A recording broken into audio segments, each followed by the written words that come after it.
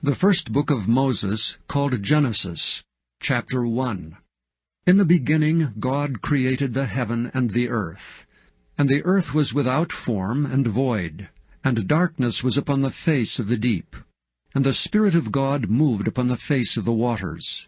And God said, Let there be light. And there was light. And God saw the light, that it was good. And God divided the light from the darkness. And God called the light day, and the darkness he called night. And the evening and the morning were the first day. And God said, Let there be a firmament in the midst of the waters, and let it divide the waters from the waters. And God made the firmament, and divided the waters which were under the firmament from the waters which were above the firmament. And it was so. And God called the firmament heaven. And the evening and the morning were the second day. And God said, Let the waters under the heaven be gathered together into one place, and let the dry land appear. And it was so. And God called the dry land earth, and the gathering together of the waters called he seas. And God saw that it was good. And God said, Let the earth bring forth grass, the herb yielding seed, and the fruit tree yielding fruit after his kind, whose seed is in itself upon the earth. And it was so. And the earth brought forth grass, and herb yielding seed after his kind, and the tree yielding fruit, whose seed was in itself after his kind. And God saw that it was good. And the evening and the morning were the third day. And God said, Let there be lights in the firmament of the heaven, to divide the day from the night, and let them be for signs and for seasons, and for days and years, and let them be for lights in the firmament of the heaven, to give light upon the earth. And it was so. And God made two great lights, the greater light to rule the day, and the lesser light to rule the night. He made the stars also. And God set them in the firmament of the heaven, to give light upon the earth, and to rule over the day and over the night, and to divide the light from the darkness. And God saw that it was good. And the evening and the morning were the fourth day. And God said, Let the waters bring forth abundantly the moving creature that hath life, and fowl that may fly above the earth in the open firmament of heaven. And God created great whales, and every living creature that moveth, which the waters brought forth abundantly after their kind, and every winged fowl after his kind. And God saw that it was good. And God blessed them, saying, Be fruitful, and multiply, and fill the waters of the seas, and let fowl multiply in the earth. And the evening and the morning were the fifth day. And God said, Let the earth bring forth the living creature after his kind, cattle and creeping thing, and beast of the earth after his kind. And it was so. And God made the beast of the earth after his kind, and cattle after their kind, and everything that creepeth upon the earth after his kind. And God saw that it was good. And God said, Let us make man in our image after our likeness, and let them have dominion over the fish of the sea, and over the fowl of the air, and over the cattle, and over all the earth, and over every creeping thing that creepeth upon the earth. So God created man in his own image. In the image of God created he him. Male and female created he them. And God blessed them. And God said unto them, Be fruitful, and multiply, and replenish the earth, and subdue it, and have dominion over the fish of the sea, and over the fowl of the air, and over every living thing that moveth upon the earth. And God said, Behold, I have given you every herb bearing seed, which is upon the face of all the earth, and every tree in the which is the fruit of a tree yielding seed. To you it shall be for meat. And to every beast of the earth, and to every fowl of the air, and to everything that creepeth upon the earth wherein there is life, I have given every green herb for meat. And it was so.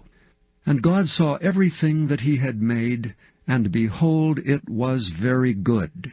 and the evening and the morning were the sixth day. Thus the heavens and the earth were finished, and all the host of them.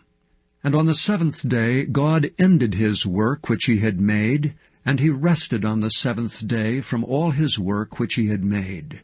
And God blessed the seventh day, and sanctified it, because that in it he had rested from all his work which God created and made. These are the generations of the heavens and of the earth, when they were created in the day that the Lord God made the earth and the heavens, and every plant of the field before it was in the earth, and every herb of the field before it grew. For the Lord God had not caused it to rain upon the earth, and there was not a man to till the ground. But there went up a mist from the earth, and watered the whole face of the ground. And the Lord God formed man of the dust of the ground, and breathed into his nostrils the breath of life, and man became a living soul. And the Lord God planted a garden eastward in Eden, and there he put the man whom he had formed. And out of the ground made the Lord God to grow every tree that is pleasant to the sight, and is good for food, the tree of life also in the midst of the garden, and the tree of knowledge of good and evil. And a river went out of Eden to water the garden. And from thence it was parted, and became into 4 heads. The name of the first is Pison. That is it which compasseth the whole land of Havilah, where there is gold. And the gold of that land is good. There is bdellium and the onyx stone. And the name of the second river is Gihon. The same is it that compasseth the whole land of Ethiopia. And the name of the third river is Hiddekel. That is it which goeth toward the east of Assyria. And the fourth river is Euphrates. And the Lord God took the man, and put him into the garden of Eden to dress it and to keep it. And the Lord God commanded the man, saying, Of every tree of the garden thou mayest freely eat, but of the tree of the knowledge of good and evil thou shalt not eat of it, for in the day that thou eatest thereof thou shalt surely die. And the Lord God said, It is not good that the man should be alone. I will make him an helpmeet for him. And out of the ground the Lord God formed every beast of the field, and every fowl of the air, and brought them unto Adam to see what he would call them. And whatsoever Adam called every living creature, that was the name thereof. And Adam gave names to all cattle, and to the fowl of the air, and to every beast of the field. But for Adam there was not found an helpmeet for him. And the Lord God caused a deep sleep to fall upon Adam, and he slept. And he took one of his ribs, and closed up the flesh instead thereof, and the rib which the Lord God had taken from man made he a woman, and brought her unto the man. And Adam said, This is now bone of my bones, and flesh of my flesh. She shall be called woman, because she was taken out of man.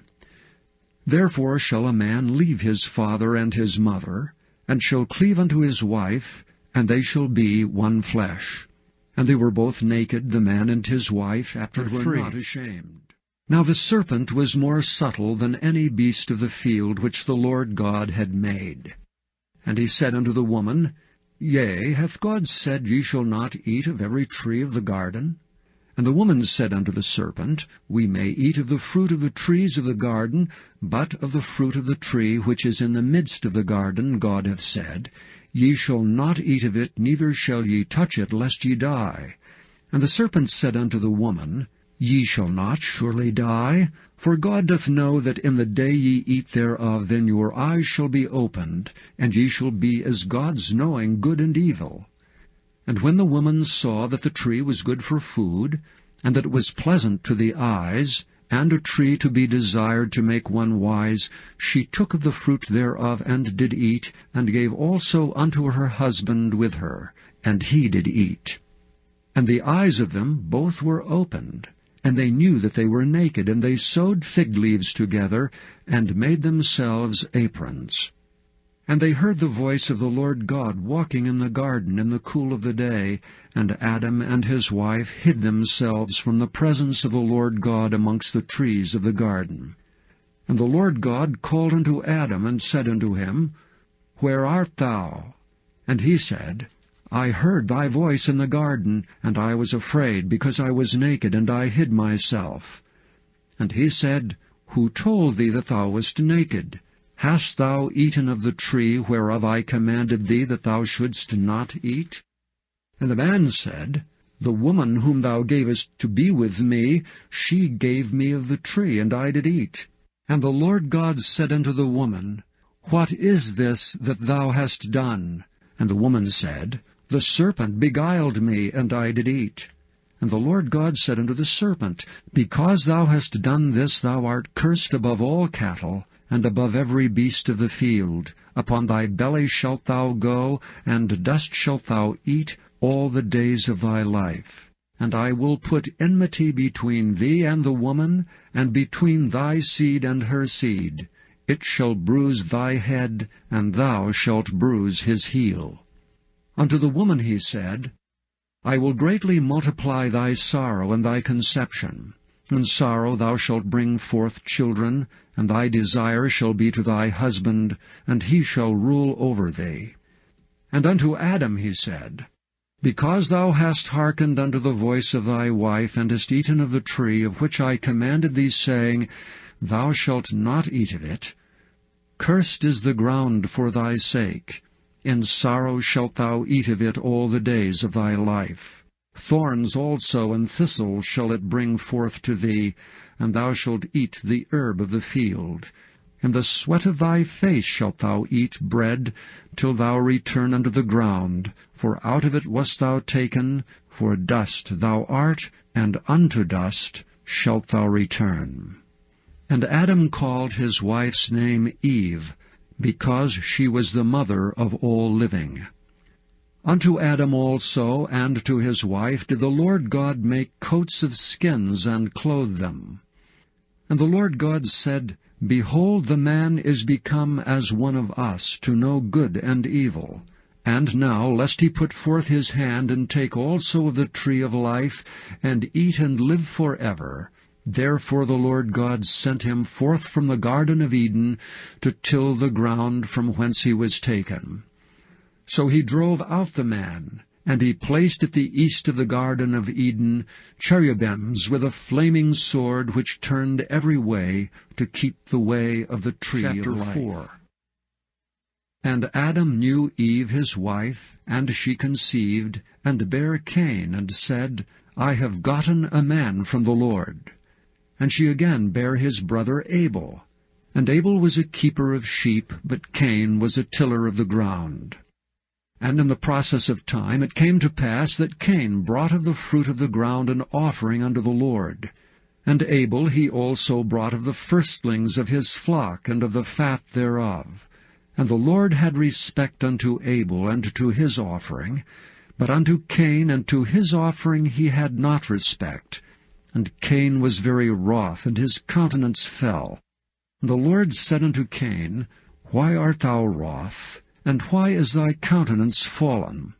If thou doest well, shalt thou not be accepted? And if thou doest not well, sin lieth at the door. And unto thee shall be his desire, and thou shalt rule over him. And Cain talked with Abel his brother, and it came to pass, when they were in the field, that Cain rose up against Abel his brother, and slew him. And the Lord said unto Cain, Where is Abel thy brother? And he said, I know not. Am I my brother's keeper? And he said, What hast thou done? The voice of thy brother's blood crieth unto me from the ground. And now art thou cursed from the earth, which hath opened her mouth to receive thy brother's blood from thy hand. When thou tillest the ground, it shall not henceforth yield unto thee her strength. A fugitive and a vagabond shalt thou be in the earth. And Cain said unto the Lord, My punishment is greater than I can bear. Behold, thou hast driven me out this day from the face of the earth, and from thy face shall I be hid, and I shall be a fugitive and a vagabond in the earth, and it shall come to pass that every one that findeth me shall slay me. And the Lord said unto him, Therefore whosoever slayeth Cain, vengeance shall be taken on him sevenfold. And the Lord set a mark upon Cain, lest any finding him should kill him. And Cain went out from the presence of the Lord, and dwelt in the land of Nod, on the east of Eden. And Cain knew his wife, and she conceived, and bare Enoch. And he builded a city, and called the name of the city after the name of his son Enoch. And unto Enoch was born Irad, and Irad begot Mehujael, and Mehujael begat Methusael, and Methusael begat Lamech. And Lamech took unto him 2 wives, the name of the one was Ada, and the name of the other Zillah. And Ada bare Jabal. He was the father of such as dwell in tents, and of such as have cattle. And his brother's name was Jubal. He was the father of all such as handle the harp and organ. And Zillah she also bare Tubal-Cain, an instructor of every artificer in brass and iron. And the sister of Tubal-Cain was Naamah. And Lamech said unto his wives Ada and Zillah, Hear my voice, ye wives of Lamech, hearken unto my speech. For I have slain a man to my wounding, and a young man to my hurt. If Cain shall be avenged sevenfold, truly Lamech 70 and sevenfold. And Adam knew his wife again, and she bare a son, and called his name Seth. For God, said she, hath appointed me another seed instead of Abel, whom Cain slew. And to Seth, to him also there was born a son, and he called his name Enos. Then began men to call upon the name of the Lord. This is the book of the generations of Adam. In the day that God created man, in the likeness of God made he him. Male and female created he them, and blessed them, and called their name Adam, in the day when they were created. And Adam lived 130 years, and begat a son in his own likeness, after his image, and called his name Seth. And the days of Adam, after he had begotten Seth, were 800 years, and he begat sons and daughters. And all the days that Adam lived were 930 years, and he died. And Seth lived 105 years, and begat Enos. And Seth lived after he begat Enos 807 years, and begat sons and daughters. And all the days of Seth were 912 years, and he died. And Enos lived 90 years, and begat Cainan. And Enos lived after he had begat Cainan 815 years, and begat sons and daughters. And all the days of Enos were 905 years, and he died. And Cainan lived 70 years, and begot Mahalaleel. And Cainan lived after he begat Mahalaleel 840 years, and begat sons and daughters. And all the days of Cainan were 910 years, and he died. And Mahalaleel lived 65 years, and begat Jared. And Mahalaleel lived after he begat Jared 830 years, and begat sons and daughters. And all the days of Mahalaleel were 895 years, and he died. And Jared lived 162 years, and he begat Enoch.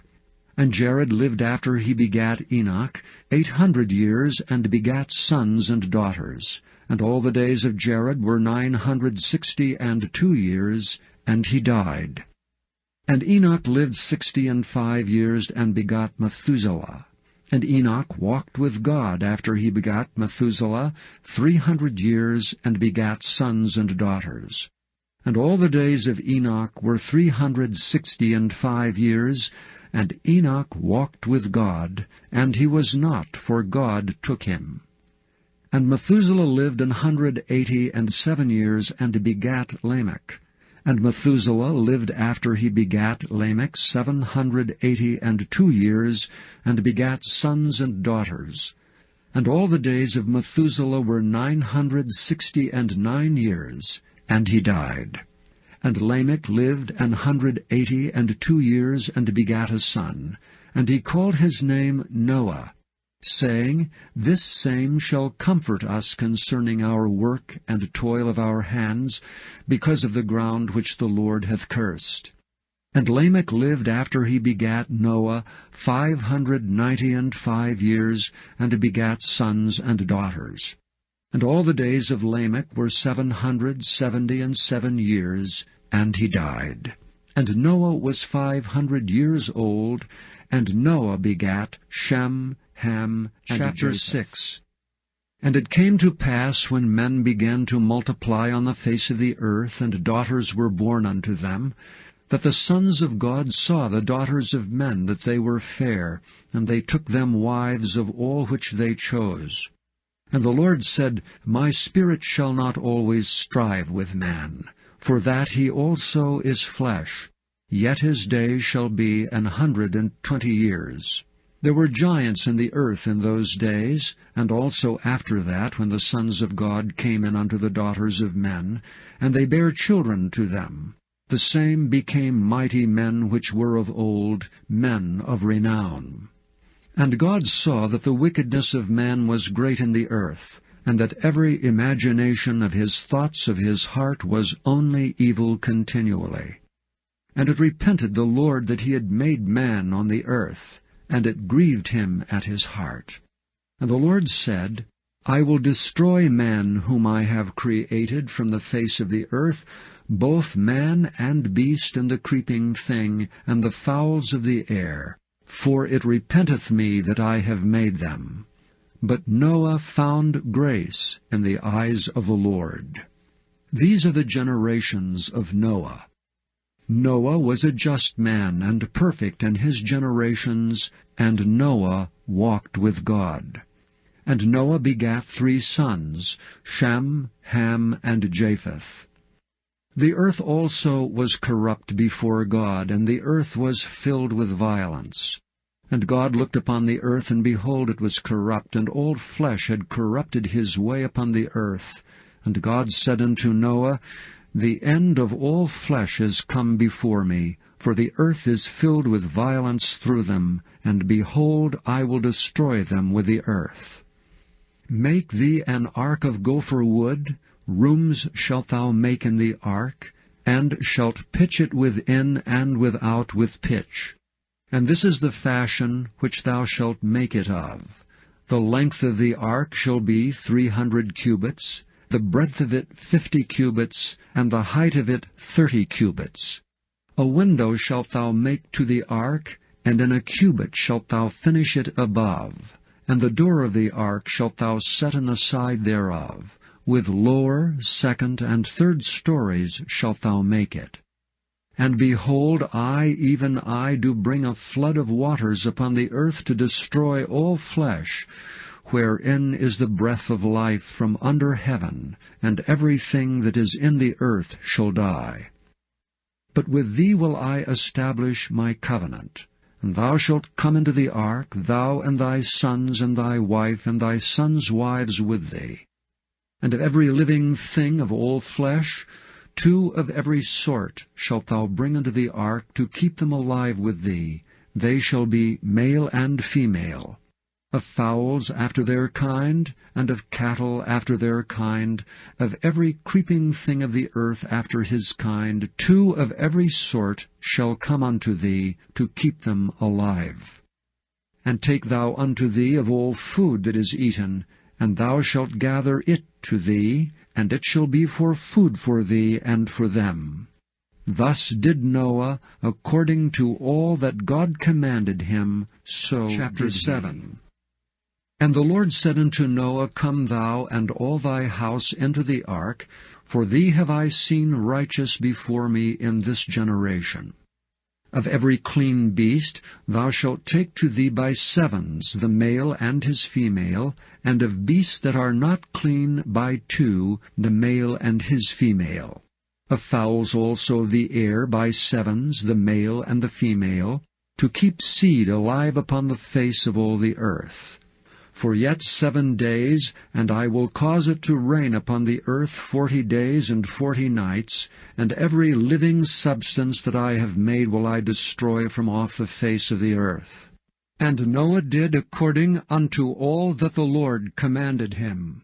And Noah was 600 years old when the flood of waters was upon the earth. And Noah went in, and his sons, and his wife, and his sons' wives with him, into the ark because of the waters of the flood.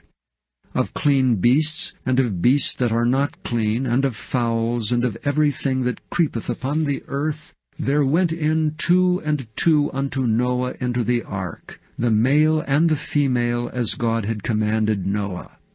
And it came to pass after 7 days that the waters of the flood were upon the earth. In the 600th year of Noah's life, in the 2nd month, the 17th day of the month, the same day were all the fountains of the great deep broken up, and the windows of heaven were opened. And the rain was upon the earth 40 days and 40 nights.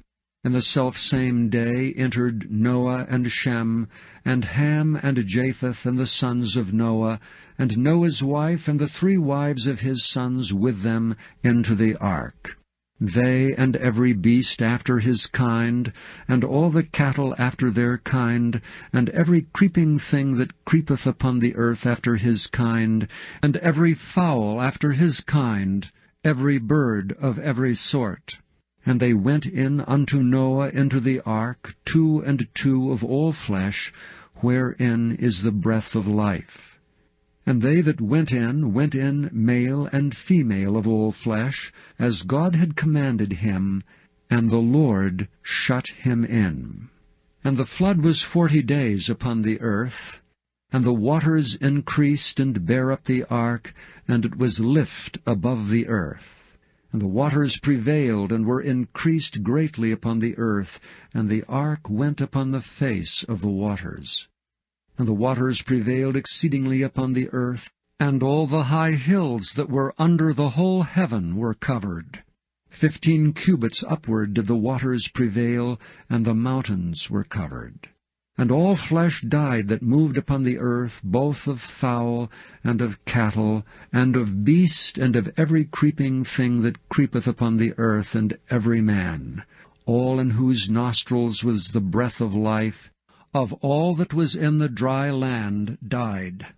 And every living substance was destroyed which was upon the face of the ground, both man and cattle, and the creeping things, and the fowl of the heaven, and they were destroyed from the earth. And Noah only remained alive, and they that were with him in the ark.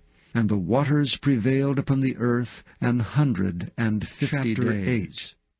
And God remembered Noah, and every living thing, and all the cattle that was with him in the ark. And God made a wind to pass over the earth, and the waters assuaged. The fountains also of the deep and the windows of heaven were stopped, and the rain from heaven was restrained. And the waters returned from off the earth continually, and after the end of 150 days the waters were abated. And the ark rested in the 7th month, on the 17th day of the month, upon the mountains of Ararat. And the waters decreased continually until the 10th month. In the 10th month, on the 1st day of the month, were the tops of the mountains seen. And it came to pass at the end of 40 days that Noah opened the window of the ark which he had made, and he sent forth a raven, which went forth to and fro, until the waters were dried up from off the earth. Also he sent forth a dove from him to see if the waters were abated from off the face of the ground. But the dove found no rest for the sole of her foot, and she returned unto him into the ark, for the waters were on the face of the whole earth. Then he put forth his hand, and took her, and pulled her in unto him into the ark. And he stayed yet other 7 days, and again he sent forth the dove out of the ark. And the dove came in to him in the evening, and lo, in her mouth was an olive leaf plucked off. So Noah knew that the waters were abated from off the earth. And he stayed yet other 7 days, and sent forth the dove, which returned not again unto him any more. And it came to pass in the 601st year, in the 1st month, the 1st day of the month, the waters were dried up from off the earth. And Noah removed the covering of the ark, and looked, and behold, the face of the ground was dry. And in the 2nd month, on the 27th day of the month, was the earth dried. And God spake unto Noah, saying, Go forth of the ark, thou, and thy wife, and thy sons wives with thee. Bring forth with thee every living thing that is with thee of all flesh, both of fowl and of cattle, and of every creeping thing that creepeth upon the earth, that they may breed abundantly in the earth, and be fruitful, and multiply upon the earth. And Noah went forth, and his sons, and his wife, and his sons' wives with him, every beast, every creeping thing, and every fowl, and whatsoever creepeth upon the earth after their kinds, went forth out of the ark. And Noah builded an altar unto the Lord, and took of every clean beast, and of every clean fowl, and offered burnt offerings on the altar. And the Lord smelled a sweet savour, and the Lord said in his heart, I will not again curse the ground any more for man's sake, for the imagination of man's heart is evil from his youth, neither will I again smite any more everything living as I have done. While the earth remaineth, seed time and harvest, and cold and heat, and summer and winter, and day and night shall not cease. And God blessed Noah and his sons, and said unto them, Be fruitful, and multiply, and replenish the earth. And the fear of you and the dread of you shall be upon every beast of the earth, and upon every fowl of the air, upon all that moveth upon the earth, and upon all the fishes of the sea. Into your hand are they delivered. Every moving thing that liveth shall be meat for you, even as the green herb have I given you all things. But flesh with the life thereof, which is the blood thereof, shall ye not eat. And surely your blood of your lives will I require. At the hand of every beast will I require it, and at the hand of every man's brother will I require the life of man. Whoso sheddeth man's blood, by man shall his blood be shed. For in the image of God made he man. And you, be ye fruitful, and multiply, bring forth abundantly in the earth, and multiply therein. And God spake unto Noah and to his sons with him, saying, And I, behold, I establish my covenant with you, and with your seed after you, and with every living creature that is with you, of the fowl, of the cattle, and of every beast of the earth with you, from all that go out of the ark to every beast of the earth. And I will establish my covenant with you, neither shall all flesh be cut off any more by the waters of a flood, neither shall there any more be a flood to destroy the earth. And God said, This is the token of the covenant which I make between me and you and every living creature that is with you for perpetual generations. I do set my bow in the cloud, and it shall be for a token of a covenant between me and the earth. And it shall come to pass, when I bring a cloud over the earth, that the bow shall be seen in the cloud. And I will remember my covenant which is between me and you, and every living creature of all flesh. And the waters shall no more become a flood to destroy all flesh. And the bow shall be in the cloud, and I will look upon it, that I may remember the everlasting covenant between God and every living creature of all flesh that is upon the earth. And God said unto Noah, This is the token of the covenant which I have established between me and all flesh that is upon the earth. And the sons of Noah that went forth of the ark were Shem, and Ham, and Japheth, and Ham is the father of Canaan. These are the 3 sons of Noah, and of them was the whole earth overspread. And Noah began to be an husbandman, and he planted a vineyard, and he drank of the wine, and was drunken, and he was uncovered within his tent. And Ham, the father of Canaan, saw the nakedness of his father, and told his two brethren without. And Shem and Japheth took a garment, and laid it upon both their shoulders, and went backward, and covered the nakedness of their father. And their faces were backward, and they saw not their father's nakedness.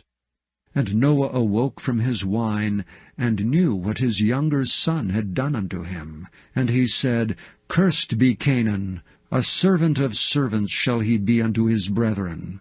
And he said, Blessed be the Lord God of Shem, and Canaan shall be his servant. God shall enlarge Japheth, and he shall dwell in the tents of Shem, and Canaan shall be his servant. And Noah lived after the flood 350 years, and all the days of Noah were 950 years, and he died. Now these are the generations of the sons of Noah, Shem, Ham, and Japheth, and unto them were sons born after the flood. The sons of Japheth, Gomer, and Magog, and Madai, and Javan, and Tubal, and Meshech, and Tyrus. And the sons of Gomer, Ashkenaz, and Riphath, and Togarmah. And the sons of Javan, Elisha, and Tarshish, Kittim, and Dodanim. By these were the isles of the Gentiles divided into their lands, every one after his tongue, after their families, in their nations. And the sons of Ham, Cush, and Mizraim, and Phut, and Canaan. And the sons of Cush, Seba, and Havilah, and Sabta, and Raamah, and Sabteka. And the sons of Raamath, Sheba, and Dedan. And Cush begat Nimrod. He began to be a mighty one in the earth. He was a mighty hunter before the Lord. Wherefore it is said, even as Nimrod, the mighty hunter before the Lord. And the beginning of his kingdom was Babel, and Erech, and Akkad, and Calneh in the land of Shinar. Out of that land went forth Asher, and builded Nineveh, and the city Rehoboth, and Calah. And reason between Nineveh and Calah, the same is a great city. And Mizraim begat Ludim, and Anamim, and Lahabim, and Naphtuhim, and Pathrusim, and Casluhim, out of whom came Philistim, and Caphtorim. And Canaan begat Sidon, his firstborn, and Heth, and the Jebusite, and the Amorite, and the Girgashite, and the Hivite, and the Archite, and the Sinite, and the Arvadite, and the Zemarite, and the Hamathite, and afterward were the families of the Canaanites spread abroad. And the border of the Canaanites was from Sidon, as thou comest to Gerar, and to Gaza, as thou goest unto Sodom and Gomorrah, and Admah, and Zeboim, even unto Lasha. These are the sons of Ham, after their families, after their tongues, in their countries, and in their nations. Unto Shem also the father of all the children of Eber, the brother of Japheth, the elder, even to him were children born. The children of Shem, Elam, and Asher, and Arphaxad, and Lud, and Aram. And the children of Aram, Uz, and Hul, and Gether, and Mash. And Arphaxad begat Selah, and Selah begat Eber, and unto Eber were born 2 sons. The name of one was Peleg, for in his days was the earth divided, and his brother's name was Joktan. And Joktan begat Almodad, and Sheleph, and Hazarmaveth, and Jerah, and Hadoram, and Uzal, and Diklah, and Obal, and Abimael, and Sheba, and Ophir, and Havilah, and Jobab. All these were the sons of Joktan. And their dwelling was from Mesha, as thou goest unto Sephar, a mount of the east. These are the sons of Shem, after their families, after their tongues, in their lands, after their nations. These are the families of the sons of Noah, after their generations, in their nations, and by these were the nations divided in the earth. Chapter 11. And the whole earth was of one language, of one speech. It came to pass, as they journeyed from the east, that they found a plain in the land of Shinar, and they dwelt there. And they said one to another, Go to, let us make brick, and burn them throughly. And they had brick for stone, and slime had they for mortar. And they said, Go to, let us build a city, and a tower whose top may reach unto heaven. And let us make us a name, lest we be scattered abroad upon the face of the whole earth. And the Lord came down to see the city and the tower which the children of men builded. And the Lord said, Behold, the people is one, and they have all one language, and this they begin to do. And now nothing will be restrained from them which they have imagined to do. Go to, let us go down, and there confound their language, that they may not understand one another's speech. So the Lord scattered them abroad from thence upon the face of all the earth, and they left off to build the city. Therefore is the name of it called Babel, because the Lord did there confound the language of all the earth, and from thence did the Lord scatter them abroad upon the face of all the earth. These are the generations of Shem. Shem was 100 years old, and begat Arphaxad 2 years after the flood. And Shem lived after he begat Arphaxad 500 years, and begat sons and daughters. And Arphaxad lived 35 years, and begot Salah. And Arphaxad lived after he begat Salah 403 years, and begat sons and daughters. And Salah lived after he begat Eber 403 years, and begat sons and daughters. And Eber lived 34 years, and begat Peleg. And Eber lived after he begat Peleg 430 years, and begat sons and daughters. And Peleg lived 30 years, and begat Reu. And Peleg lived after he begat Reu 209 years, and begat sons and daughters. And Reu lived 32 years, and begot Serug. And Reu lived after he begat Serug 207 years, and begat sons and daughters. And Serug lived 30 years, and begat Nahor. And Serug lived after he begat Nahor 200 years, and begat sons and daughters. And Nahor lived 29 years, and begat Terah. And Nahor lived after he begat Terah 119 years, and begat sons and daughters. And Terah lived 70 years, and begat Abram, Nahor, and Haran. Now these are the generations of Terah. Terah begat Abram, Nahor, and Haran begat Lot. And Haran died before his father Terah in the land of his nativity, in Ur of the Chaldees. And Abram and Nahor took them wives. The name of Abram's wife was Sarai, and the name of Nahor's wife Milcah, the daughter of Haran, the father of Milcah, and the father of Iscah. But Sarai was barren, she had no child. And Terah took Abram his son, and Lot the son of Haran his son's son, and Sarai his daughter-in-law, his son Abram's wife, and they went forth with them from Ur of the Chaldees, to go into the land of Canaan. And they came unto Haran, and dwelt there. And the days of Terah were 205 years, and Terah died in Haran. Chapter 12. Now the Lord had said unto Abram, Get thee out of thy country, and from thy kindred, and from thy father's house, unto a land that I will show thee. And I will make of thee a great nation. And I will bless thee, and make thy name great, and thou shalt be a blessing. And I will bless them that bless thee, and curse him that curseth thee, and in thee shall all families of the earth be blessed. So Abram departed as the Lord had spoken unto him, and Lot went with him. And Abram was 75 years old when he departed out of Haran. And Abram took Sarai his wife, and Lot his brother's son, and all their substance that they had gathered, and the souls that they had gotten in Haran, and they went forth to go into the land of Canaan. And into the land of Canaan they came. And Abram passed through the land unto the place of Sichem, unto the plain of Moreh, and the Canaanite was then in the land. And the Lord appeared unto Abraham, and said, Unto thy seed will I give this land. And there builded he an altar unto the Lord who appeared unto him.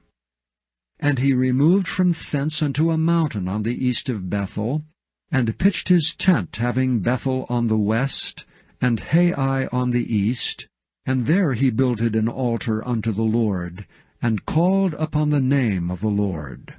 And Abram journeyed, going on still toward the south. And there was a famine in the land, and Abram went down into Egypt to sojourn there, for the famine was grievous in the land. And it came to pass, when he was come near to enter into Egypt, that he said unto Sarai his wife, Behold, now I know that thou art a fair woman to look upon. Therefore it shall come to pass, when the Egyptians shall see thee, that they shall say, This is his wife. And they will kill me, but they will save thee alive. Say, I pray thee, that thou art my sister, that it may be well with me for thy sake, and my soul shall live because of thee.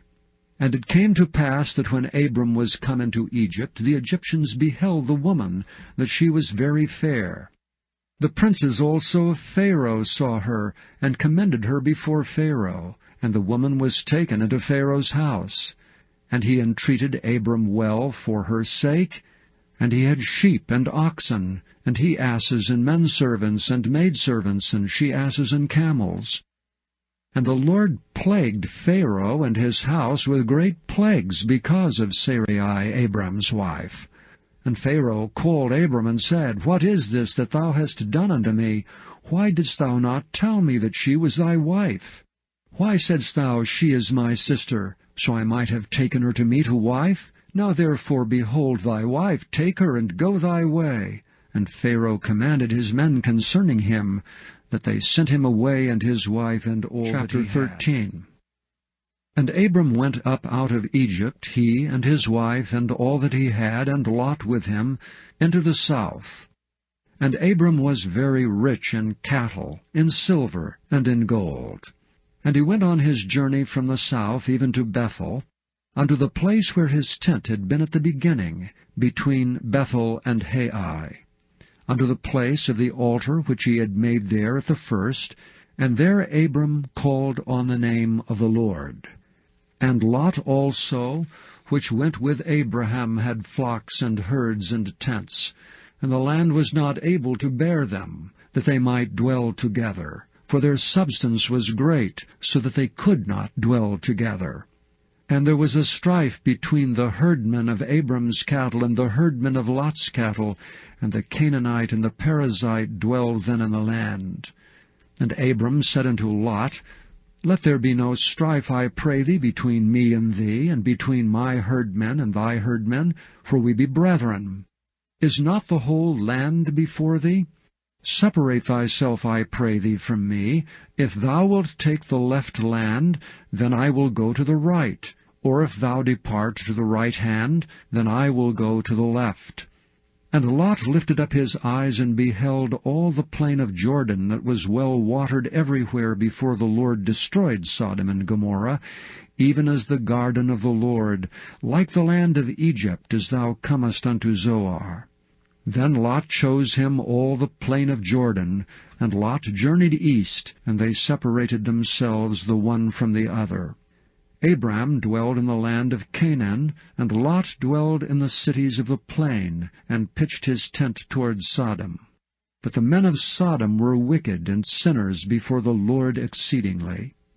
And the Lord said unto Abram, after that Lot was separated from him, Lift up now thine eyes, and look from the place where thou art northward and southward, and eastward and westward, for all the land which thou seest, to thee will I give it, and to thy seed forever. And I will make thy seed as the dust of the earth, so that if a man can number the dust of the earth, then shall thy seed also be numbered. Arise, walk through the land in the length of it, and in the breadth of it, for I will give it unto thee. Then Abram removed his tent, and came and dwelt in the plain of Mamre, which is in Hebron, and built there an altar unto the Lord. 14. And it came to pass in the days of Amraphel, king of Shinar, Arioch king of Ellasar, Chedorlaomer king of Elam, and Tidal king of nations, that these made war with Bera king of Sodom, and with Birsha king of Gomorrah, Shinab king of Admah, and Shemeber king of Zeboim, and the king of Bela, which is Zoar. All these were joined together in the vale of Siddim, which is the salt sea. 12 years they served Chedorlaomer, and in the 13th year they rebelled. And in the 14th year came to Chedorlaomer, and the kings that were with him, and smote the Rephaims, and Ashtaroth, Karnaim, and the Zuzims in Ham, and the Emims in Sheva, Kiriathaim, and the Horites in their Mount Seir, unto El-Pharan, which is by the wilderness. And they returned and came to En-Mishpat, which is in Kadesh, and smote all the country of the Amalekites, and also the Amorites that dwelt in Hazanon Tamar. And there went out the king of Sodom, and the king of Gomorrah, and the king of Admah, and the king of Zeboim, and the king of Bela, the same as Zoar, and they joined battle with them in the vale of Siddim, with Chedorlaomer the king of Elam, and with Tidal king of nations, and Amraphel king of Shinar, and Arioch king of Ellasar, 4 kings with 5. And the vale of Siddim was full of slime pits, and the kings of Sodom and Gomorrah fled, and fell there, and they that remained fled to the mountain. And they took all the goods of Sodom and Gomorrah, and all their victuals, and went their way. And they took Lot, Abram's brother's son, who dwelt in Sodom, and his goods, and departed. And there came one that had escaped, and told Abram the Hebrew, for he dwelt in the plain of Mamre, the Amorite, brother of Eshcol, and brother of Aner. And these were confederate with Abram. And when Abram heard that his brother was taken captive, he armed his trained servants, born in his own house, 318, and pursued them unto Dan. And he divided himself against them, he and his servants by night, and smote them and pursued them unto Hobah, which is on the left hand of Damascus. And he brought back all the goods, and also brought again his brother Lot, and his goods, and the women also, and the people. And the king of Sodom went out to meet him after his return from the slaughter of Chedorlaomer, and of the kings that were with him, at the valley of Sheva, which is the king's dale. And Melchizedek, king of Salem, brought forth bread and wine, and he was the priest of the Most High God. And he blessed him, and said, Blessed be Abram of the Most High God, possessor of heaven and earth. And blessed be the Most High God, which hath delivered thine enemies into thy hand. And he gave him tithes of all. And the king of Sodom said unto Abram, Give me the persons, and take the goods to thyself. And Abram said to the king of Sodom, I have lifted up mine hand unto the Lord, the Most High God, the possessor of heaven and earth, that I will not take from a thread even to a shoe latchet, and that I will not take anything that is thine, lest thou shouldst say, I have made Abram rich, save only that which the young men have eaten, and the portion of the men which went with me, Aner, Eshcol, and Mamre. Let them take Chapter their 15. portion. After these things the word of the Lord came unto Abram in a vision, saying, Fear not, Abram. I am thy shield and thy exceeding great reward. And Abram said, Lord God, what wilt thou give me, seeing I go childless? And the steward of my house is this Eliezer of Damascus.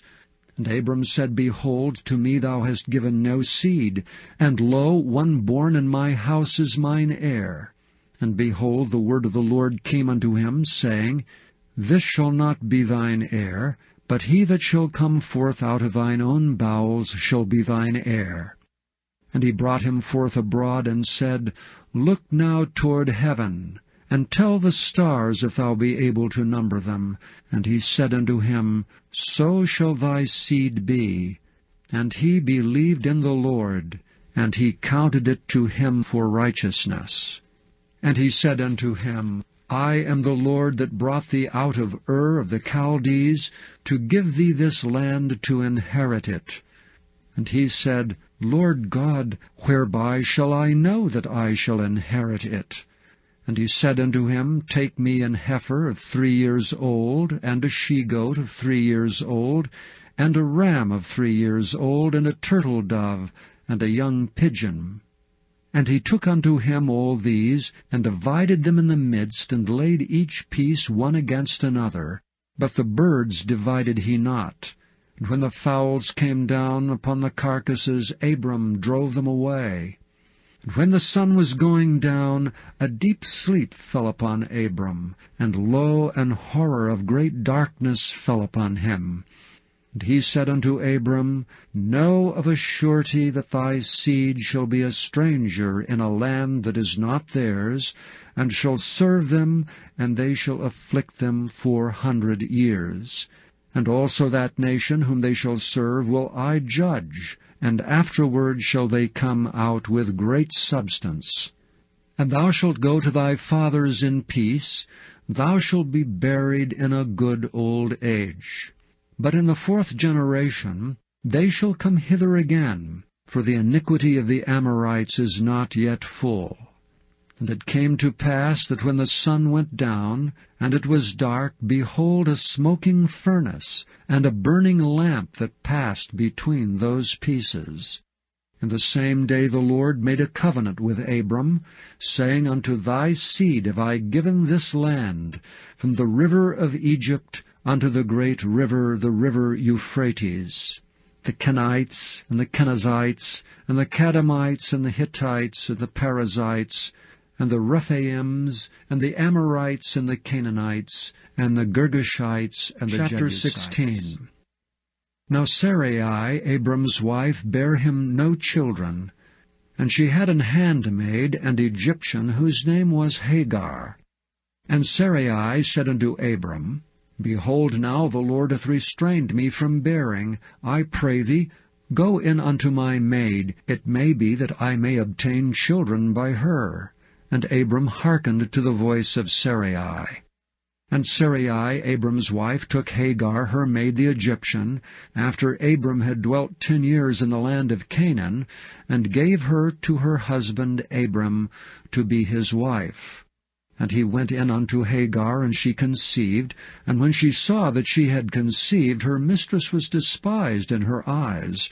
And Sarai said unto Abram, My wrong be upon thee. I have given my maid into thy bosom. And when she saw that she had conceived, I was despised in her eyes. The Lord judge between me and thee. But Abram said unto Sarai, Behold, thy maid is in thy hand. Do to her as it pleaseth thee. And when Sarai dwelt hardly with her, she fled from her face. And the angel of the Lord found her by a fountain of water in the wilderness, by the fountain in the way to Shur. And he said, Hagar, Sarai's maid, whence camest thou, and whither wilt thou go? And she said, I flee from the face of my mistress Sarai. And the angel of the Lord said unto her, Return to thy mistress, and submit thyself under her hands. And the angel of the Lord said unto her, I will multiply thy seed exceedingly, that it shall not be numbered for multitude. And the angel of the Lord said unto her, Behold, thou art with child, and shalt bear a son, and shalt call his name Ishmael, because the Lord hath heard thy affliction. And he will be a wild man, his hand will be against every man, and every man's hand against him, and he shall dwell in the presence of all his brethren. And she called the name of the Lord that spake unto her, Thou God seest me, for she said, I have also here looked after him that seeth me. Wherefore the well was called Bir Lahairoi. Behold, it is between Kadesh and Bered. And Hagar bare Abram a son, and Abram called his son's name, which Hagar bare, Ishmael. And Abram was 86 years old when Hagar bare Ishmael. Chapter 17. And when Abram was 90 years old and 9, The Lord appeared to Abram and said unto him, I am the Almighty God. Walk before me, and be thou perfect. And I will make my covenant between me and thee, and will multiply thee exceedingly. And Abram fell on his face, and God talked with him, saying, As for me, behold, my covenant is with thee, and thou shalt be a father of many nations. Neither shall thy name any more be called Abram, but thy name shall be Abraham. For a father of many nations have I made thee. And I will make thee exceeding fruitful, and I will make nations of thee, and kings shall come out of thee. And I will establish my covenant between me and thee and thy seed after thee and their generations for an everlasting covenant, to be a God unto thee, and to thy seed after thee. And I will give unto thee and to thy seed after thee the land wherein thou art a stranger, all the land of Canaan, for an everlasting possession, and I will be their God. And God said unto Abraham, Thou shalt keep my covenant therefore, thou and thy seed after thee and their generations. This is my covenant which ye shall keep between me and you and thy seed after thee. Every man-child among you shall be circumcised. And ye shall circumcise the flesh of your foreskin, and it shall be a token of the covenant betwixt me and you. And he that is 8 days old shall be circumcised among you, every man-child in your generations, he that is born in the house or bought with money of any stranger which is not of thy seed. He that is born in thy house, and he that is bought with thy money, must needs be circumcised, and my covenant shall be in your flesh for an everlasting covenant. And the uncircumcised man, child, whose flesh of his foreskin is not circumcised, that soul shall be cut off from his people. He hath broken my covenant. And God said unto Abraham, As for Sarai thy wife, thou shalt not call her name Sarai, but Sarah shall her name be. And I will bless her, and give thee a son also of her. Yea, I will bless her, and she shall be a mother of nations. Kings of people shall be of her. Then Abraham fell upon his face and laughed, and said in his heart, Shall a child be born unto him that is 100 years old? And shall Sarah that is 90 years old bear? And Abraham said unto God, O that Ishmael might live before thee. And God said, Sarah thy wife shall bear thee a son indeed, and thou shalt call his name Isaac. And I will establish my covenant with him for an everlasting covenant, and with his seed after him. And as for Ishmael, I have heard thee. Behold, I have blessed him, and will make him fruitful, and will multiply him exceedingly. 12 princes shall he beget, and I will make him a great nation. But my covenant will I establish with Isaac, which Sarah shall bear unto thee at this set time in the next year. And he left off talking with him, and God went up from Abraham. And Abraham took Ishmael his son, and all that were born in his house, and all that were bought with his money, every male among the men of Abram's house, and circumcised the flesh of their foreskin in the selfsame day, as God had said unto him. And Abraham was 90 years old and 9 when he was circumcised in the flesh of his foreskin. And Ishmael his son was 13 years old when he was circumcised in the flesh of his foreskin. In the selfsame day was Abraham circumcised, and Ishmael his son. And all the men of his house, born in the house and bought with money of the stranger, were circumcised with him. Chapter 18. And the Lord appeared unto him in the plains of Mamre, and he sat in the tent door in the heat of the day. And he lifted up his eyes and looked, and lo, 3 men stood by him. And when he saw them, he ran to meet them from the tent door, and bowed himself toward the ground, and said, My Lord, if now I have found favor in thy sight, pass not away, I pray thee, from thy servant. Let a little water, I pray you, be fetched, and wash your feet, and rest yourselves under the tree. And I will fetch a morsel of bread, and comfort ye your hearts. After that ye shall pass on, for therefore are ye come to your servant. And they said, So do, as thou hast said. And Abraham hastened into the tent unto Sarah, and said, Make ready quickly 3 measures of fine meal, knead it, and make cakes upon the hearth. And Abraham ran unto the herd, and fetched a calf tender and good, and gave it unto a young man, and he hasted to dress it. And he took butter and milk and the calf which he had dressed, and set it before them. And he stood by them under the tree, and they did eat. And they said unto him, Where is Sarah thy wife? And he said, Behold, in the tent. And he said, I will certainly return unto thee according to the time of life, and lo, Sarah thy wife shall have a son. And Sarah heard it in the tent door which was behind him. Now Abraham and Sarah were old, and well stricken in age, and it ceased to be with Sarah after the manner of women. Therefore Sarah laughed within herself, saying, After I am waxed old, shall I have pleasure, my Lord being old also? And the Lord said unto Abraham, Wherefore did Sarah laugh, saying, Shall I of a surety bear a child which am old? Is anything too hard for the Lord? At the time appointed I will return unto thee according to the time of life, and Sarah shall have a son. Then Sarah denied, saying, I laughed not, for she was afraid.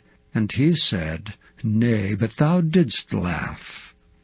And the men rose up from thence, and looked toward Sodom. And Abraham went with them to bring them on the way. And the Lord said, Shall I hide from Abraham that thing which I do, seeing that Abraham shall surely become a great and mighty nation, and all the nations of the earth shall be blessed in him? For I know him, that he will command his children and his household after him, and they shall keep the way of the Lord, to do justice and judgment, that the Lord may bring upon Abraham that which he hath spoken of him.